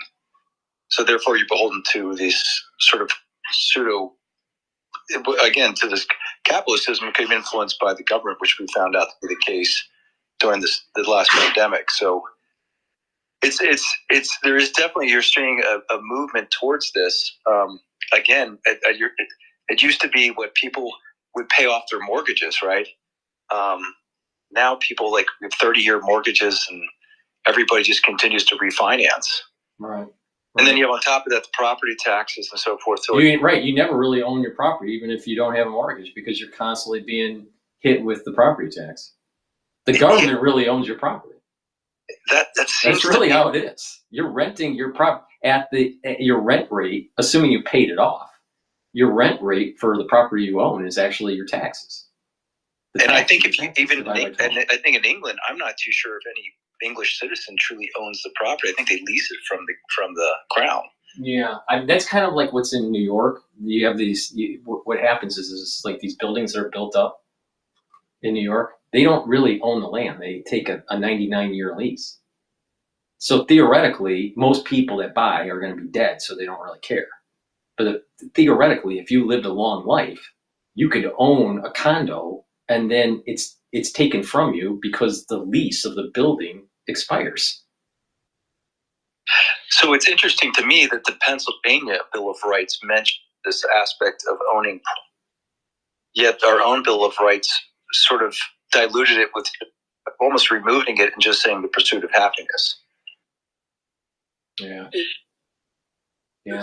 I mean, it's a problem in the United States, and people need to start waking. See, what happens is that people buy into it because they think it's cheaper. They think, it's cheaper just to lease a car than to buy a car. So, and they want the latest, greatest, and look like they're richer than they really are. So they'll buy the Cadillac instead of the Honda Civic, and they got this lease payment, but they bought into kind of a lie. They bought into they're trapped. And I tell you the funny thing, we had somebody came in who represented a private equity firm that was coming in to kind of look at our business. And it was interesting. He went around, asked our VP of Ops, he said, how much debt do you have? And really what he was trying to find is what leverage did he have over basically how hard it would work within the company. Mm-hmm. And one of the most powerful leverages in that managerial relationship is to know how much debt that person has. So you come back to like this idea of this consumption model and nothing, that you're constantly in a state of, in a condition where if you are in a debt situation, you may compromise your principal morals, is the way I look at it. And that's where I see it. I think there's more good people than there are bad. It's just that the smaller people, like we're seeing within what's being uncovered in their own government, are sort of dependent upon these corrupt contracts. And it's hard for them to get out of their current consumption situation because they haven't prepared for that moment when it goes away. This is what I was kind of hinting at in my book when I was writing about AI, and then I was going to make a larger book about it, but then I kind of got depressed when I looked into it, into the details of AI. This idea of monkism, that we need to get off of this debt road of just constantly spending and just get to the essentials and focus on personal relationships, focusing on health, focusing on learning new things, you know, and not be so focused on consuming for things that we really don't even need. If you really sit back and think about the average American and what they buy in a year, do we really need this? Do we really need these items? Oh, Paul, I look around my house. I'm like, what the fuck? How did I accumulate all this? Right. I read a book. I read a book about yokai. Yokais are spirits. It's based on a folklore in Japan. So I read a couple books on this folklore about yokais. And there's a type of yokai that if you don't dispose a household item correctly, then it will come back to haunt you. So, and they're basically, you know, it's a folklore in Japan that you need to respect items and don't just disregard them like you Oh, do there in the you United go. States. I think the interesting thing, people blame capitalism. I don't blame capitalism. I just think that the information, all the information that actually surrounds your purchase, you don't truly have all the information around how that product was created, and then even projecting out how you would use that product into the future, and then the exogenous effects it may cause. Exactly. It's like this whole idea of consuming within the moment what feels good feels, you know, do it. There has to be more of a cultural mindset of rethinking our about what it is that we truly value. Right, exactly. We got to get back to the basics. We got to get back to the basics, and you don't need all the crap that people. I mean, you can buy high quality stuff, but you don't need as much of it, right? And when you buy high quality stuff, it lasts longer. So this fast fashion, as they say in New York, it's terrible for the environment, and it's terrible for your pocketbook. And it just makes H&M rich. So why would you want to do that? Just buy higher quality items that transcend time. You know, that it's not about fashion, it's about style. You know, and you save money that way in the long run. But people, it's just, so when we hear these things that are going on in the news right now about the tariffs, and they're trying to scare people, oh, the things that you buy, they're going to be more expensive. People need to actually sit down and actually think about, do they really need the items that they're buying? And worse than that, Paul, if you look at it, it's the wage earners who've been crushed in globalization. It's the investor class that benefit from it. So you have the wealthy, which control the media feeds that we're basically being listened to right now, that are keep creating this fear mongering. Right. And so it's the wage earners who are basically caught up in the narrative that's controlled by the elites that are sitting in their gated institutions, which have benefited from from the arrangement that we're currently involved in right now. The wage earners have been absolutely devastated. Yep. No, I totally agree with that. They have no savings. The only savings they have is Social Security, and you have to invest that in government bonds. So, so they're not even able to participate in the stock market.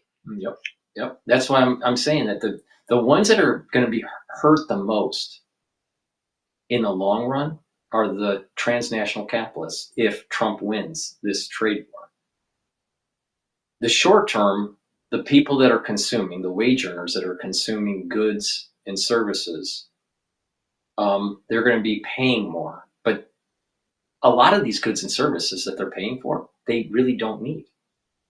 I mean, Americans have overspent on stuff. And so to get back to what you were saying, don't blame capitalism. I totally agree with you on that. We need to blame almost the way it's marketed. The marketers are the ones that are to blame because they change the consumer behavior. To your point, I think I had this guy, Dr. Cruz, online. He wrote the Bill of Rights, I think, for medical freedom and for El Salvador, for Bucali. And one of the things he was recommending was get rid of marketing in pharmaceutical industry. Mm-hmm. Like they should ban marketing for pharmaceuticals. Mm-hmm. No, I totally agree with that. I mean, there's too many people that are going into their physician saying, I want this drug because I saw it on CNN. And worse than that, it basically, they control the advertising dollars, so it controls what it is that network can actually invest in. Exactly. So you think that CNN is going to do an expose about the negative effects of GMOs from Cargill? Of course not, because they get ad revenue. Or say the negative effects of a certain drug from Pfizer? Of course not, because they get ad revenue. Yeah, they're on the take. And then you have the problem then, if you're a true libertarian, well, you should stay out of the market. But at the same time, you understand human nature, right? So there's this. Well, yeah, you kind of need to be in the stock market or in some sort of financial assets to hedge with inflation. That's the problem. Well, I'm saying in the case of like the public should be aware that what they're being presented by the news network is being steered by those that basically control their revenue stream. Mm-hmm. So therefore, take it with a grain of salt when they're not trying to expose some of the issues around some of these pharmaceuticals that they're advertising. Right. But the public is not told that, and they're not told to think critically about what they're presenting in the marketing. And then there's this assumption again that you should trust, the credential authorities and your government, which should not be the normal habit of an American. The normal habit or the base foundation should be skeptical of power. Right. Or anything. Right. Yeah, we're going to be going through some tumultuous times. I'm not so sure how much of this trade war is going to last with Trump. There's definitely a game of chicken that's going on with Canada and the United States. It's not a game of chicken between the United States and China. This is more long-term, a much more longer-term tariff policy. But with Canada, I'm not sure if it's going to be just short-term or not. The United States auto parts supply chain is going to be affected. That's for sure. Definitely in the short term. And you may see certain plants furloughing their workers. So that's going to cause some disruption. Now, most economists are saying this is just a blip and don't worry about it. But the problem is that there are an awful lot of people in the United States, in the Midwest, that own homes or have mortgages, and that if there is a downturn in the sale of cars and trucks, then you may start actually seeing people defaulting on their mortgages.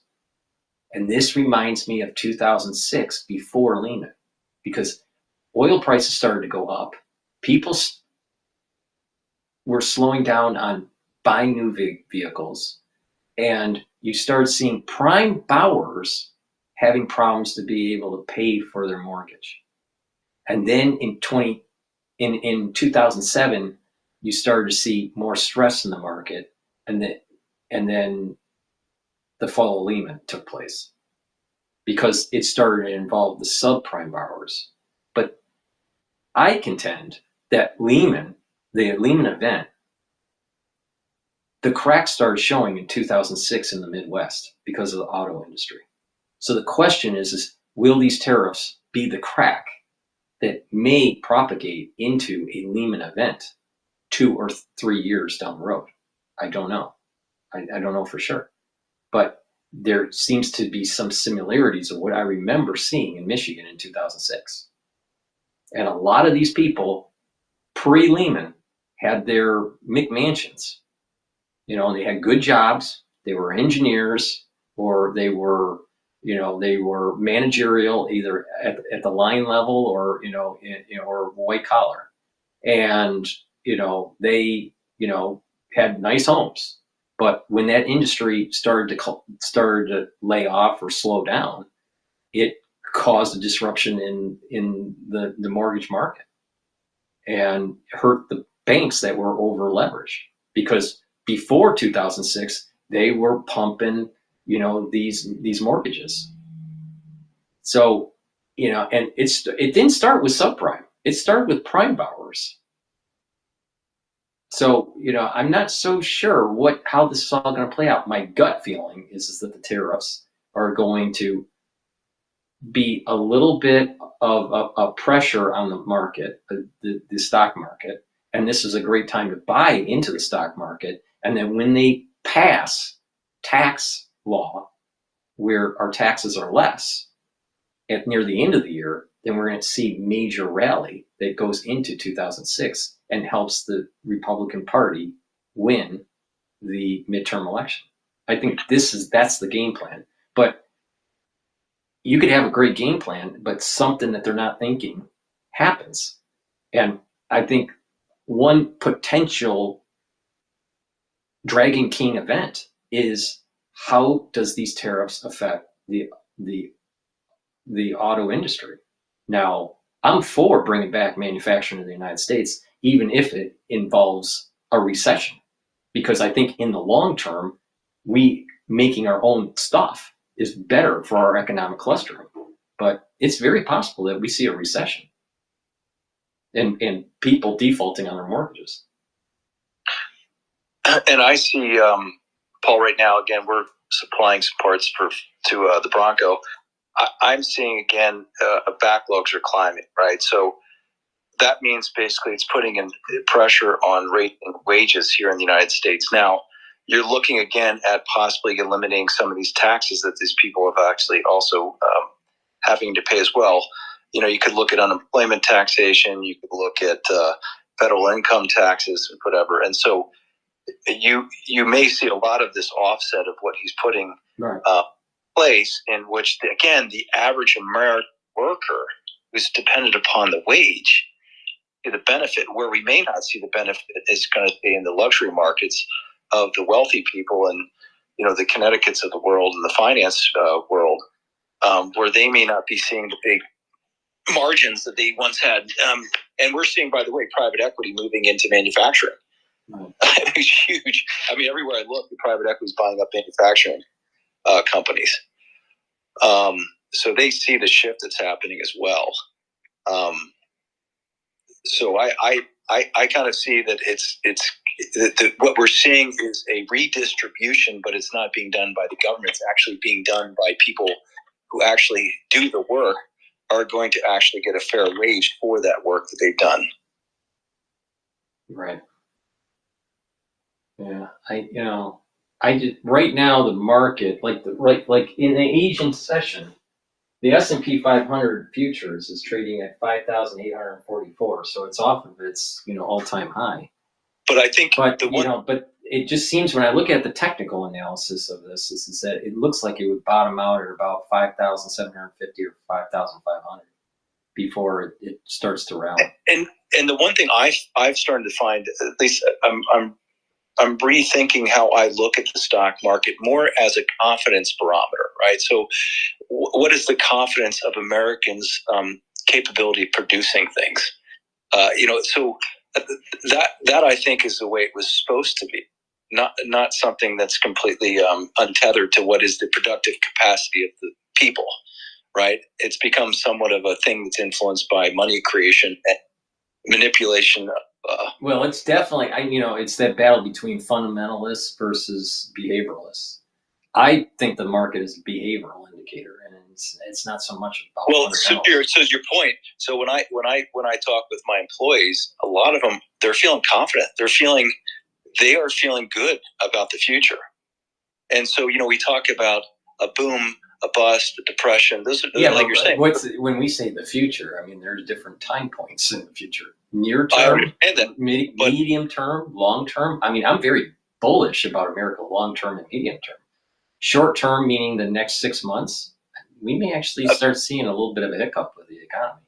You could, but I'm saying right now, I think what they're seeing, at least the blue collar workforce, is that I'm seeing a confidence in that the policies they see them as going to benefit them. Yeah, no, I agree with that. And that's what I'm saying. There's a confidence, like they're exposing all of this money that their taxes have basically been misallocated, and that they're going to actually correct the situation and actually find out and basically recover all those funds. And then it gets directed back into infrastructure projects, which have an immediate impact.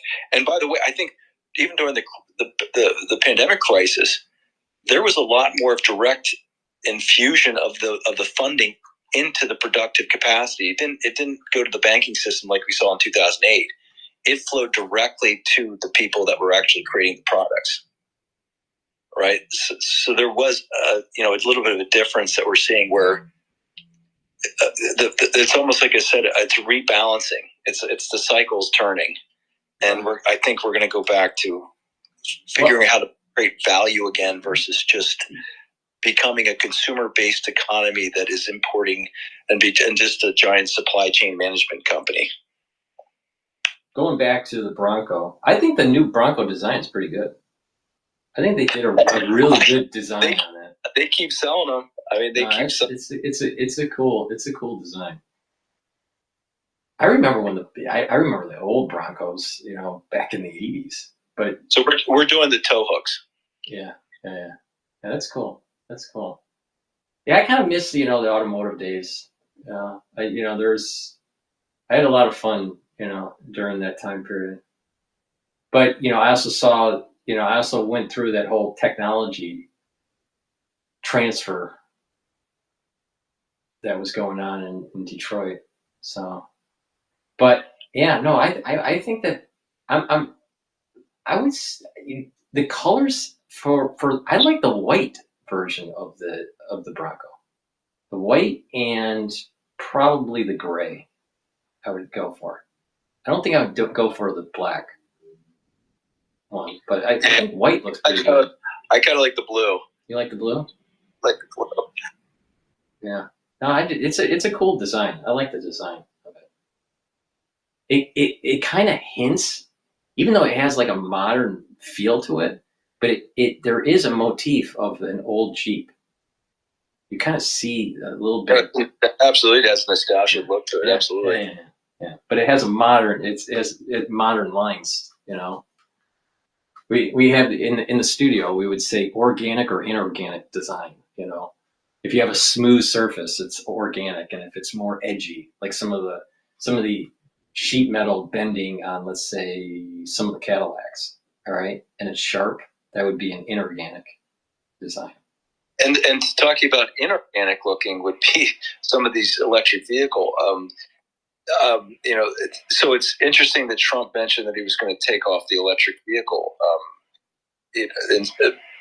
incentives. With Elon working with Doge. So there's, it's interesting because it seems again as if this thing is across the board. They are trying to remove all of these boondoggles. I never bought into the whole EV concept because I knew that those lithium batteries were not sustainable. They're not robust. I mean, if every 6 years you have to swipe out a $20,000 powertrain system, I mean, no one's gonna. It's a throwaway. I mean, there's a 6-year-old car and you literally can't use it. It's like the same problem with iPads and iPhones. After 3 years, the battery's dead. So it just makes zero sense.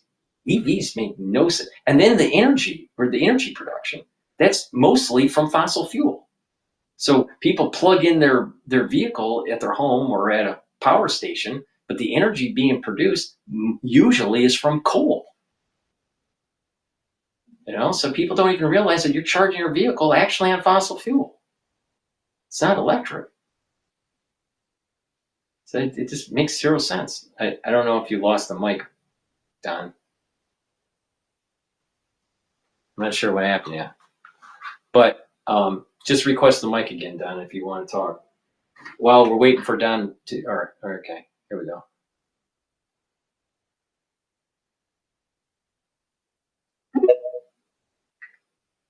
Yeah. Yeah, no, I think the other thing I was just going to tell you about that I've seen as well, even in the Make America Healthy Again, you're talking again about a reevaluation again of what you consider to be important in your purchasing. And so, if fact, like food is medicine, and you may want to pay for a higher quality food, then you may have to rethink your consumption choices. Exactly.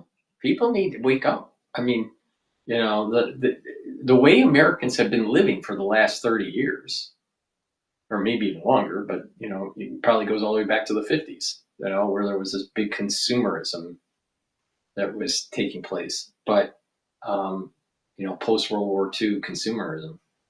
But, you know, the last 30 years, I just feel as though Americans have wasted a lot.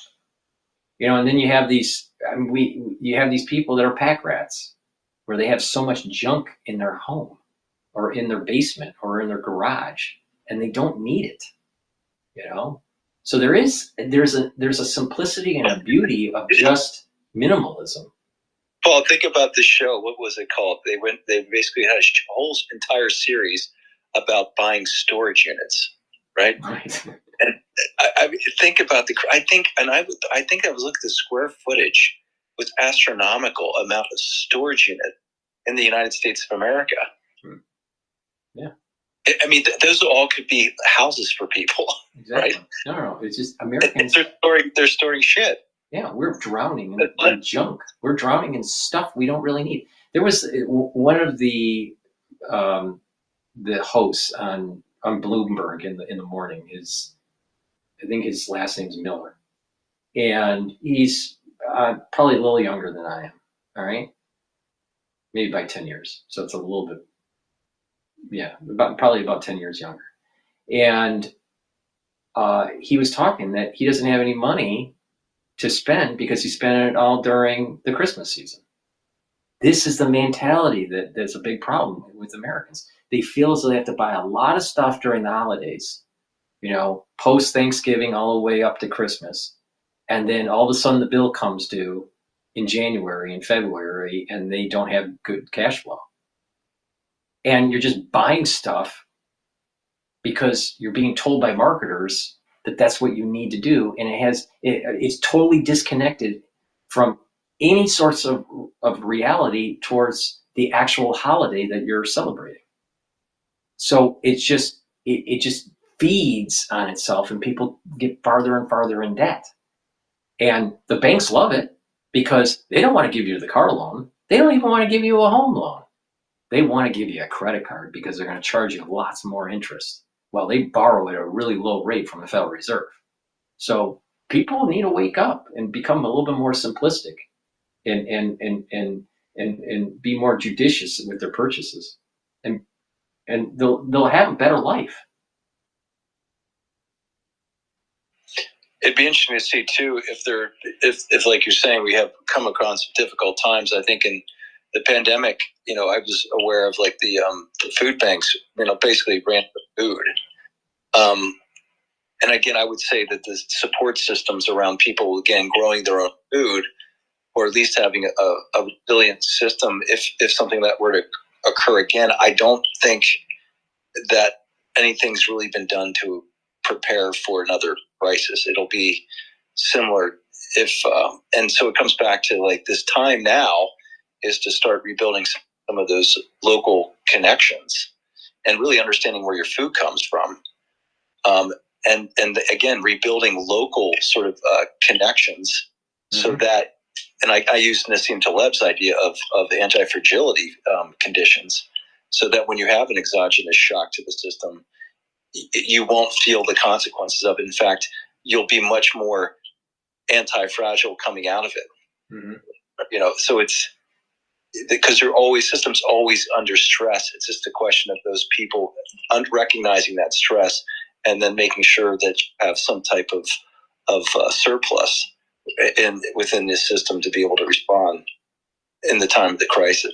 Right. And that type of planning for the future, I feel it's no longer there. Even though I think the Mormons do it as part of the religion, that they have 6 months of storage or something like that in their pantry. That type of planning to the future, you know, here's the problem. It's just like in Michigan, that would be really easy for me to do. All right, you have a basement, you have a garage, you can easily have a year's supply of food if you wanted.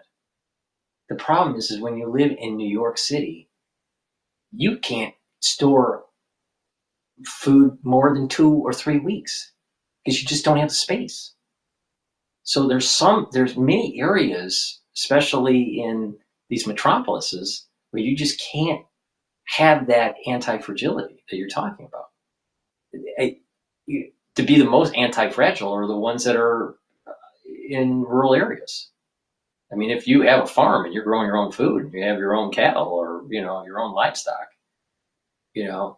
Perhaps that's what Jefferson's insight was. Yeah. Maybe he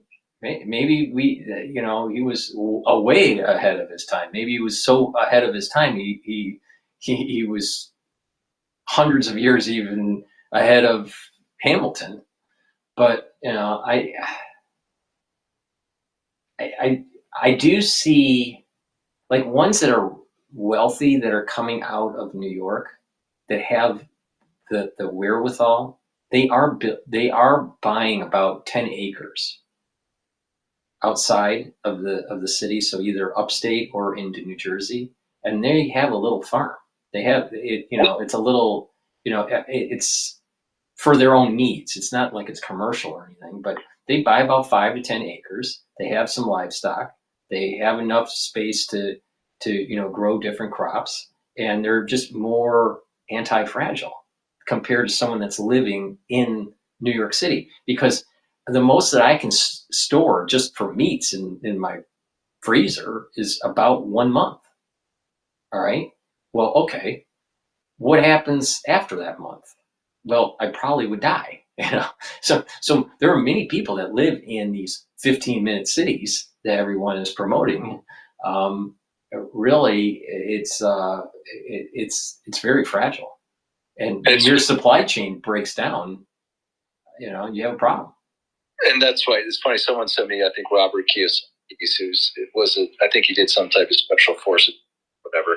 But he says about 3 days where there's no food, and you see basically that thin facade of civilization that Joseph Conrad talks about, Hearts of Darkness, it just fades away, right? And then you get this sort of primal instinct of just survival takes over. Mm-hmm. And so it's like somehow society would need to be reminded of that condition so that we can create an anti-fragile culture. Because once you get to that condition, then you are dependent on the state. Well, I think part of that canary in the coal mine effect was what happened during COVID. I mean, supply chains were disrupted because we were relying on too many countries, and we bought into this idea of just-in-time delivery, and we didn't have enough fat in storage for parts. We didn't have enough buffer to be able to absorb the shock. Did you ever hear Switzerland has like a certain amount of like food stored up for its citizens? Switzerland? I was surprised. I didn't know that. I think they have like each they've been storing up somewhere in some vault like X amount of chocolate and coffee, whatever. Really? But it's this sort of interesting to think about that, and I'm kind of reminded of Trump's in the Art of the Deal.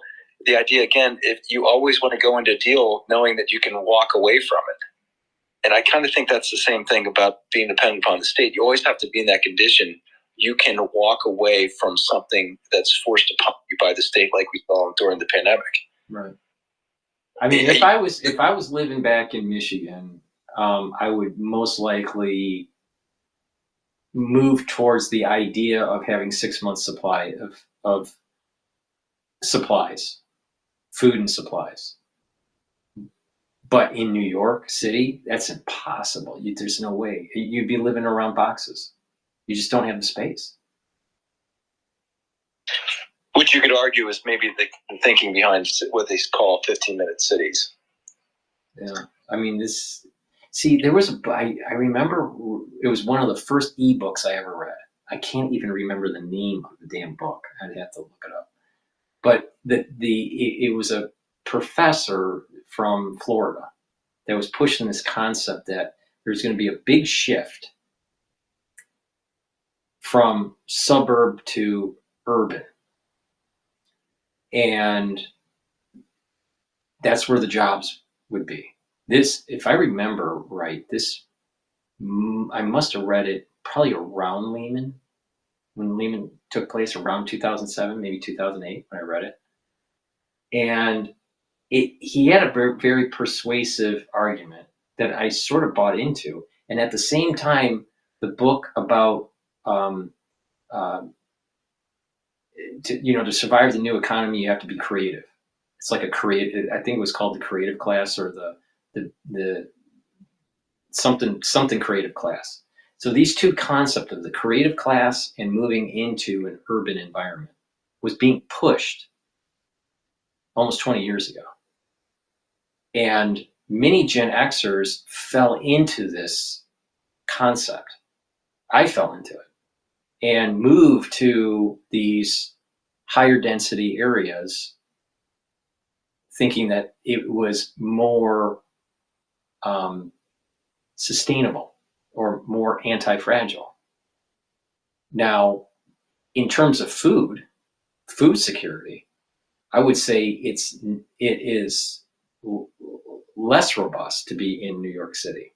But what doesn't make sense to me is that how the city still maintains itself,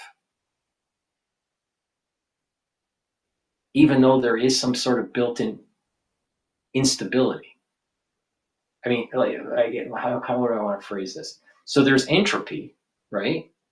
But through this entropy and disorganization, there is some sort of self-assembly that's taking place in these metropolises that actually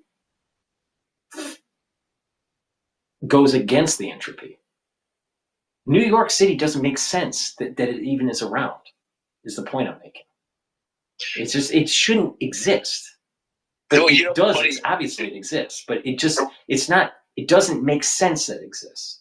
And I think that comes back to, like you said, this self-organizing sort of collective nature of true free people, and the conditions of I would say the habits of a people that are not dependent upon the government as an industrialist habit. And there's a thing about, I think in the case of the Ukraine, I remember reading about something where Stalin would cast out, and I think they were Mennonites, but he could cast out these people into the middle of the Siberia, and they could come back within a month and they've had a functioning society. There was something about the habit of certain cultures that made them less dependent upon some type of centralized authority. And there's this idea of an industriousness habit that the things will collectively reorganize to make it work. It's the case of the breakdown of the Soviet Union. When it broke down because the culture of self-organizing, based on entrepreneurism and industriousness, wasn't there, and they were, and therefore it became susceptible to strong-arm tactics and say large mafia. But so it comes back to, like I said, New York should be the people go there to make it, and they are looking to create. They're finding a way to add value, and by doing that, it organizes itself in a way that just works, and it will work time and time again. But to create something similar in Detroit, or to create something similar in Kansas City, right? It doesn't seem to really flourish. Because I think in that particular case, it may be that whatever the habits that made, say, them a flourishing city, those habits were taken over by, say, certain influences that made them dependent upon the state, and therefore that whole American spirit has to be reignited. When you think about the industries in New York, where it's finance, it's law, education, but it's not big in engineering.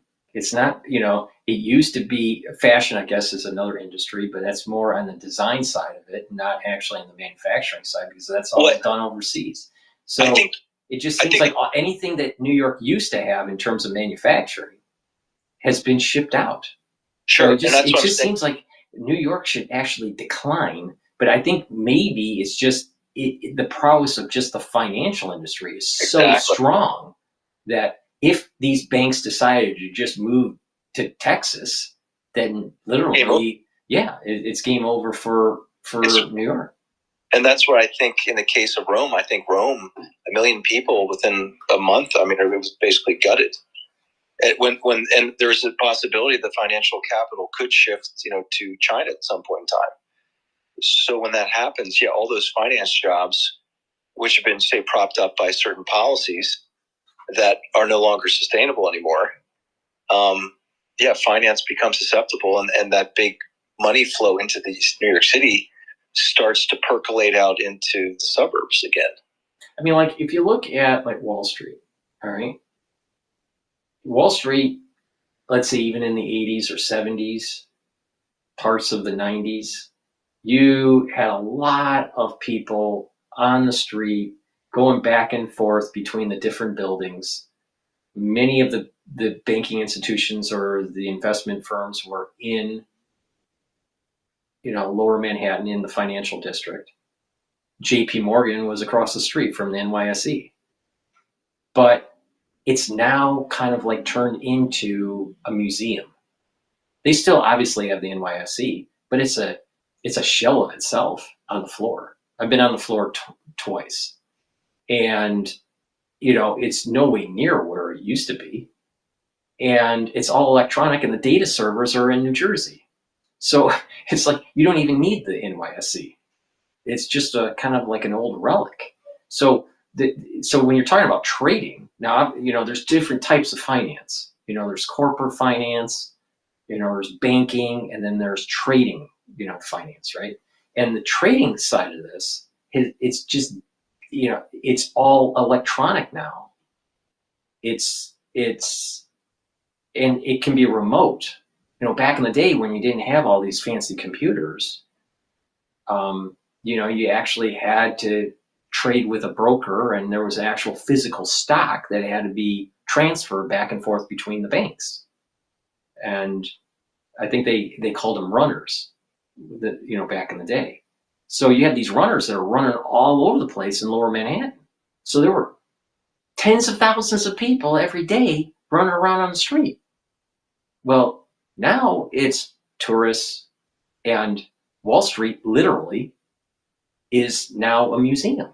I mean, like a walking open air museum, with some activity, from the NYSE. So all these banks, especially after 9/11, moved to Midtown.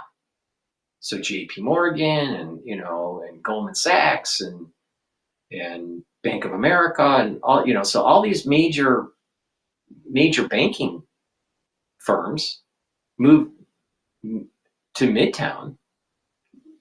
Harriman stayed in lower Manhattan, but they're really for retail and commercial banking, right? But you don't have to be in Midtown for that. With the type of economies that we have with high-speed internet and all this, JP Morgan can be in a lower cost environment. It doesn't have to be in New York. There's no reason. The point I'm making is back in the day, you needed to be in lower Manhattan to make the transactions because you needed the human-to-human interaction. You don't need that anymore. So I'm not so sure how anti-fragile New York is. It's almost as if through technology, New York's fragility is going to increase.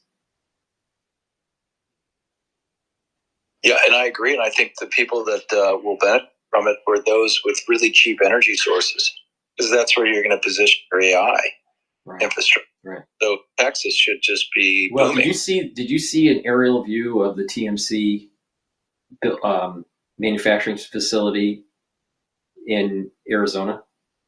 No, I didn't. No. It's just the perimeter of it. It's all solar panels. So they're generating their own energy.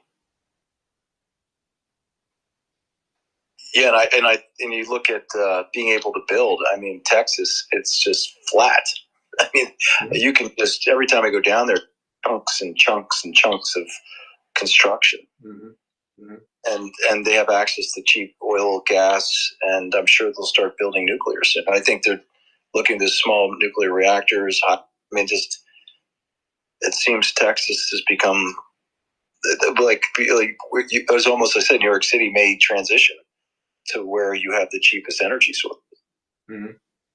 No, I think that might be. You know, what happens is that New York starts to decay. It goes to a pre-Giuliani day. Lots of people start to move out. The banks move out, and then it's really going to be just. It literally will be Escape from New York in the movies. We're not that far off right now. Because if you're going to raise a family, it's impossible to raise a family unless you're uber wealthy in New York. Because I mean, first of all, the tuition to go to, there's no way you're going to want to put your kids into public school in New York. So the tuition is, astronomical. And, just the square footage to have a family of, let's say 4 kids. I mean, it would cost you a fortune to live in New York City to have enough space for a family of 6. It's just not feasible. So what happens is when people want to have a family, they start moving upstate. They move to Connecticut, they move to New Jersey, but they still work in New York, and they just travel in through the train system. So New York City is not sustainable for a family. People have to commute in. Now, the only thing that you could see happening, you mentioned about what's happening in Europe. Europe looks like it is not going through the same type of analysis that we're going through, looking at the corruption with its institutions. It's going to go with the great distractor war. And so if you look again where these, especially these large pensions in Europe, where are they going to park their money? It may be that they're going to park their money in the U.S. So you may see a huge amount of capital inflow coming into the U.S., which would benefit the stock market and also capital investment here. Well, that's interesting to bring that up, because when I started my engineering career, I remember there were some of the Japanese firms coming in and wanting to either purchase U.S. firms, or there was this big move to try to copy what we were doing. So they would have you quote a job, and then they would learn on what your cost structures were, how you make something, and then they try to duplicate it in Japan. So, I kind of lived through that. And that was in the early 90s. So you're talking about 1990, 91, 92. And I saw that kind of activity. And at that time, they were also buying property in Chicago. Now, fast forward to where we're at now, or before Trump coming in for the second term, and you had Chinese firms doing something similar, buying firms or buying property. The Astoria is bought by a Chinese firm. I mean, that's an iconic building that's so Americana, but a Chinese firm owns it. And I don't see Europe recovering. They're not doing the self-reflection that's needed to be able to kind of change the trajectory they're on. They're going to go to war, because I think these governments are going to try to preserve their power. Yeah. I think that them ramping up their military-industrial complex and having such a Cold War mentality against Russia, I think is only screaming for World War III. And I think, again, it's this idea that the founding fathers recognized that this could happen over time, that the military-industrial complex, same thing exists in Europe. And there's a lot of people who benefited from the Ukrainian war, which is, I think, why there's people sort of poking at Zelensky now that he doesn't want to do a peace deal, because if he does a peace deal, he'll lose his position, as well as some of these other people who benefited from these endless engagements. What I don't understand is why he keeps on walking around. I sort of know the reason, but I'm going to see how you answer it. Why do you think he walks around in his long sleeve,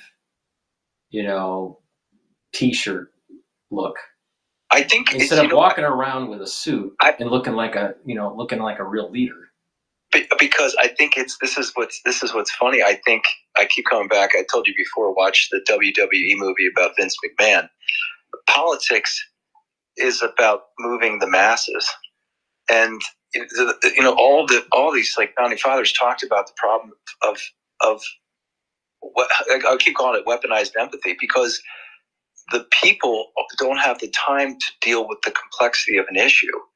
So therefore, you play a role, and you have to simplify the storyline so that that you can steer them in the direction you want them to go. So he's acting. He's playing a role. So he's saying, I'm a wartime president, and understand that. That's why I'm not going to hold elections. Right, I'm going to violate the democratic institutions by basically not allowing elections, because you recognize the role I'm playing. I'm showing you every time you see me, I'm a wartime president, right? And then we send our Hollywood over, people like, it was all these actors over there to basically, for millions of dollars by USAID, to reinforce that with our American people, that this is a wartime person, and he is taking on the most evil person in the world, this Russian President Putin, and Russia's always been our enemy, and they're evil, and Zelensky's the good guy, and here's the bad guy, and it's a simple story. Mm-hmm. There's no complexity. You don't have to understand anything about Ukraine, the Minsk agreements, anything about who might be benefiting from these from the endless wars, the biolabs, the CIA secret bases along the border, Zelensky, Kolomoisky's relationship with Zelensky's father, Private Bank. You don't worry about it. He's a wartime president, Putin bad, easy story. Let's move on. Right. Well, I agree with you, but to dovetail into what you're saying, the look that he presents is almost like that look of a startup founder. And the thing with startup founders, especially from, let's say, Silicon Valley, it's fake it until you make it. Look like, you got this Steve Jobs kind of look, sort of. Thalamus tried it, the founder of Thalamus, or you look at some of these other startups, they all kind of like have this dressed down look. And for some reason, that's like the cue that they are serious about what they're doing and they're working hard, but they need seed money. So he reminds me of a guy that is constantly looking for another round of seed money, to fund his startup. So when I see him as a startup guy from Silicon Valley. I get where you're going with that, but I look at it a little bit. His dress is just literally to remind people he's in a war. And if he's wearing a suit, then he's connected to the same type of elitist. Yeah, but why doesn't he dress into actually like fatigues? Or look like I don't know, Castro during believe me, Paul, I think they pulled. I think, again, he was an actor. Most of his staff came from his acting career. Exactly. They have to be pulling. Like, okay, how do I dress you? This is a marketing scheme. Yeah. Exactly. It's WWE. It's like, how do I connect with the people? Because if they get a whiff that this whole thing is a boondoggle and all these people have died needlessly, and I got to keep this game going to keep laundering U.S. taxpayer money. Yeah, they're probably going to do some awful things to me. So, it's a serious game that he's involved with, and they got to make sure he has the right attire that with the people, and it gives an impression among the world that this guy's a man of the people. Yeah, there's definitely a marketing scheme that's going on. That's for sure. 100% on that. Now the question is, will he implode when the United States pulls out the, the funding and all that, which looks like we are, and the thing is that if it wasn't for the funding of the United States, the providing of weapons and the intelligence, most likely Russia would have gained more land. But I think this goes to your original insight into these weapons labs. There were bioweapons labs in Ukraine, which Victoria Nuland admitted to. Right. No, I know that. The thing is that, when you're talking about the BSL-3s and the BSL-4s, you're talking Hungary. There's obviously some in Russia. You're talking about Ukraine. But in Ukraine, because they're left over. I know. So what's because this is coming from Nuland. Nuland said this. You're right. So where's the calculus among the American people to try to factor them in? Plus, the metabiota relationship with those labs as well. There's just too much. There's too much connection with some of these rogue agencies and the bioweapons programs. It's just how do you factor in all of these things other than just Putin bad?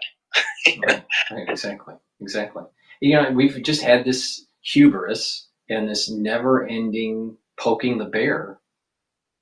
I think what it is the United States really wants to have access to its resources. I think it's just that simple. Make the society crash, and you buy the state assets. But there you go. And I think, but the question comes back, which again, my avatar is Smedley Butler, who talked about war as a racket. It's not America. It's not the American people, because the American people are basically fed a narrative. Right. No, but what it is that it's the think tanks like CSIS and the CFR. Or you find out who the people that are influencing the CFRs that basically get to go actually own the assets once it's all privatized. Right. Well, now we're talking that, right. And that conduit is through Goldman Sachs.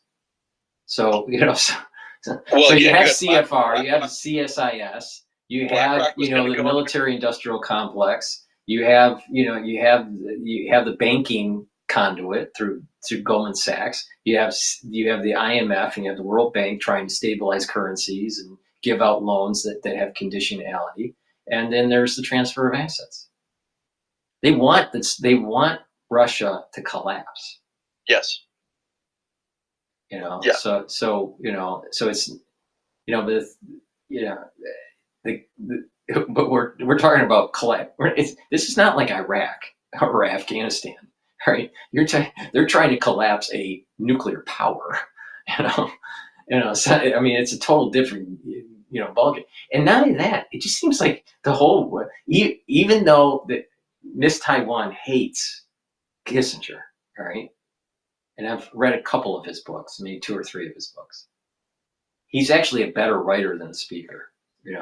Obviously he's dead now, but according to Miss Taiwan, she just hated Kissinger. But since he has died, there seems to be an unraveling that's taking place in international affairs. Well, I think he was a big part of creating, but there's an unraveling that's taking place now. But I think the only thing I would be careful there is that Kissinger's. It's not as if he hasn't continued his legacy on. If you look at the last 2 books he did on AI, it was with Eric Schmidt of Google. Eric Schmidt of Google is at complete opposites on sort of the direction that humanity should go versus Thiel and Musk. Now, whether or not it's a real divide, but Thiel does not like Eric Schmidt, nor does Elon Musk. Seems to have some issues with Reid Hoffman, who seems to be aligned. So there's this alignment of which Kissinger aligned himself with Schmidt and Google. I'm going to have to read that book because I think the last book I read of Kissinger was World Order. I think. I will send you the guy Lyndon LaRouche, who's one of the people who campaigned for the presidency, of which he gives his own intelligence of what they've collected on Henry Kissinger. So you have to allow me to send you some information. Yeah. I couldn't believe it was actually a press conference in Pennsylvania in which he was basically, he literally calls him, I'll send you it. You can hear it in his own words about what he was and the threat that Kissinger had. It's essentially, he's a neocon and has the characteristics is basically a homicidal psychopath. and he's completely, because of this psychological tendency that he had, is completely unfit for the State Department, right? So this guy looks like he may have been, as this recognized as some type of statesman, but in the background has actually had a way of trying to reconstruct the world, moving towards what I think the World Economic Forum right now is suggesting. Right. And I think, again, it's history basically presents him as someone who's stepped in at the right time to try to create some type, but it's actually behind the scenes, he's actually been operating in a different manner. And this is someone, Lynn LaRouche, who had a lot of smart people try to profile this guy. Right. Okay. Yeah. I'll take a look at it. I definitely need to read the book, with this Schmidt and the Kissinger to get a better perspective. What I liked was Hitchens' take on Kissinger, especially with Cambodia. And so he wrote a book called The Trial on Kissinger. And before Hitchens died, he really wanted to write the obituary of Kissinger. He wanted Kissinger to die before him. But obviously that didn't happen because Hitchens died in 2010. And let me send you another one. This guy, Colonel Prudy, who was I call him the Forrest Gump of someone in the early intelligence agencies. This is the OSS turning into the CIA. He was there as liaison between Allen Dulles and JFK. And he seemed to be in every major sort of modern conflict, right?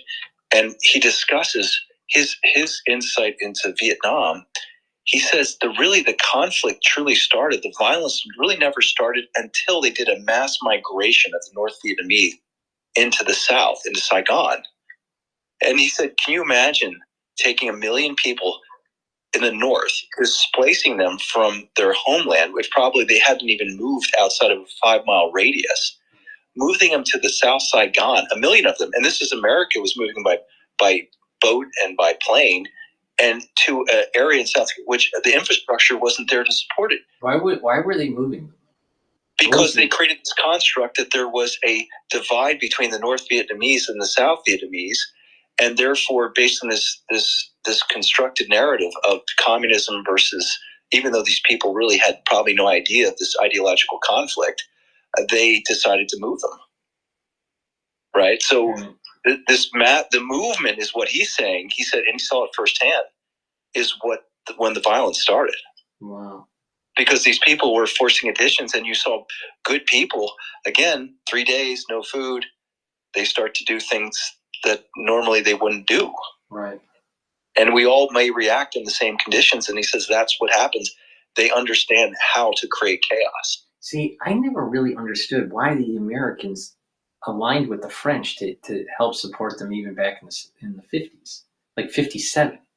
See, my father served in the Army around 62. I think he enlisted in 62. But he didn't go to Vietnam. He went to Europe. And he was in Germany. And this is where my journey in this whole thing, because you just continue to get red pilled when you read, when you have these people sort of being eyewitnesses into these points in history. And he mentions again, he was I think a Marine pilot, and he was delivering arms to a Japanese base or some type of base off of Japan, because they were going to stage this massive 500,000 soldier invasion of Japan. And so he was delivering all these arms here. Well, they dropped the bomb. And now he's sitting there. He said, what are you guys going to do with all these arms? And the person told them with the arsenal, said, you're not going to believe this, but we're going to move half of these. This is, again, 1940s, 44. They're going to move them, he said, to North Vietnam. They're going to move them to Korea and Vietnam. You can't be kidding me. So the war didn't even end in World War II, and they were already setting it up for Korea and Vietnam War. They were already starting the next conflicts. Wow. It's like, and this is what I'm saying, it's like we're on a timeline of events. And so it moves from Russia to terrorism, right? So now it's radical Islamic terrorism. Well, how the hell do you, what does it look like when you finish that off? Well, that's why you need ET. You got to have a war against ET. I guess there you go. And maybe that is where we're headed. And then once you win the battle with ET, then, you know. Who knows what that, maybe it's at that point when they have all this technology in which they can lock you down. And you don't even know you're locked down. Right. You're well, in a lot of ways, we are locked down. We don't even accept it. We are living in slavery. Even people that are wealthy are still living in slavery. We're not reaching the ideals of our Constitution and this idea of, life, liberty, and the pursuit of happiness at all. I mean, we're losing out big time. I think what I've sort of come to terms with is studying psychology and studying psychopathic behavior, because for some reason I do think the people that attain these levels of power sort of exhibit psychopathic behavior, and so I always underestimate how far they would go to control you, and that's where I said I think they explore the different ways. So you go from someone like Orwell, 1984, to the use of violence and the manipulation of language, to Huxley and the ultimate revolution, where you use pharmacological means to enslave people, where people will end up enjoying their servitude. Like, they continue to kind of push forward about you can take over a country with violence, but violence only works up to certain. We're at the stage where it's Clockwork Orange right now. Where everyone's looking at the screen and they can't blink, and and they get they go nuts, and they start doing crimes and around the city. That's the stage that we're at right now. Is Clockwork Orange. It's funny you said that. I have one person I'm dealing with now. They're at that point. They've lost their mental bearings. Mm-hmm. And there's no connection to God. There's no family. They're in whatever that state. What is that? It's just meaningless aspect of being. Yeah, no, that's true. That's true. Well, we're gonna have to wrap it up, Don. It's time for me to shut down the show. But I do appreciate you doing these call-ins. I enjoy talking to you. Just to remind everybody, on Rumble and on YouTube that I'm live streaming, you can do these call-ins on X Spaces and tell me your opinion, have these kind of discussions that Don and I are doing on these shows. Don't be afraid. It's supposed to be an interaction with the audience. That's the whole point of these shows. So please join the X Spaces in future episodes and share your thoughts. The more that we communicate, the better off we are as a society in general. But this show is supposed to be interactive, so please don't be shy, So no, go ahead, John. Yeah, go ahead. Paul, to plug you as well. I mean, I think the other important thing is especially people have to have their health, because that is one of the fundamental conditions. I think founding fathers even recognizes is health is fundamental too. If not to be in debt and not to be, again, dependent upon the state for your health as well. Mm-hmm. Right. Well, I appreciate that. But for the ones that are, the ones that are watching, I'll be doing another transmission tomorrow in the morning and also in the evening. But thank you again, Don, for participating in the X Spaces, and everyone that has been watching on YouTube and on Rumble with the live stream. Thank you for watching. I greatly appreciate it. Everyone, have a good night. See you tomorrow.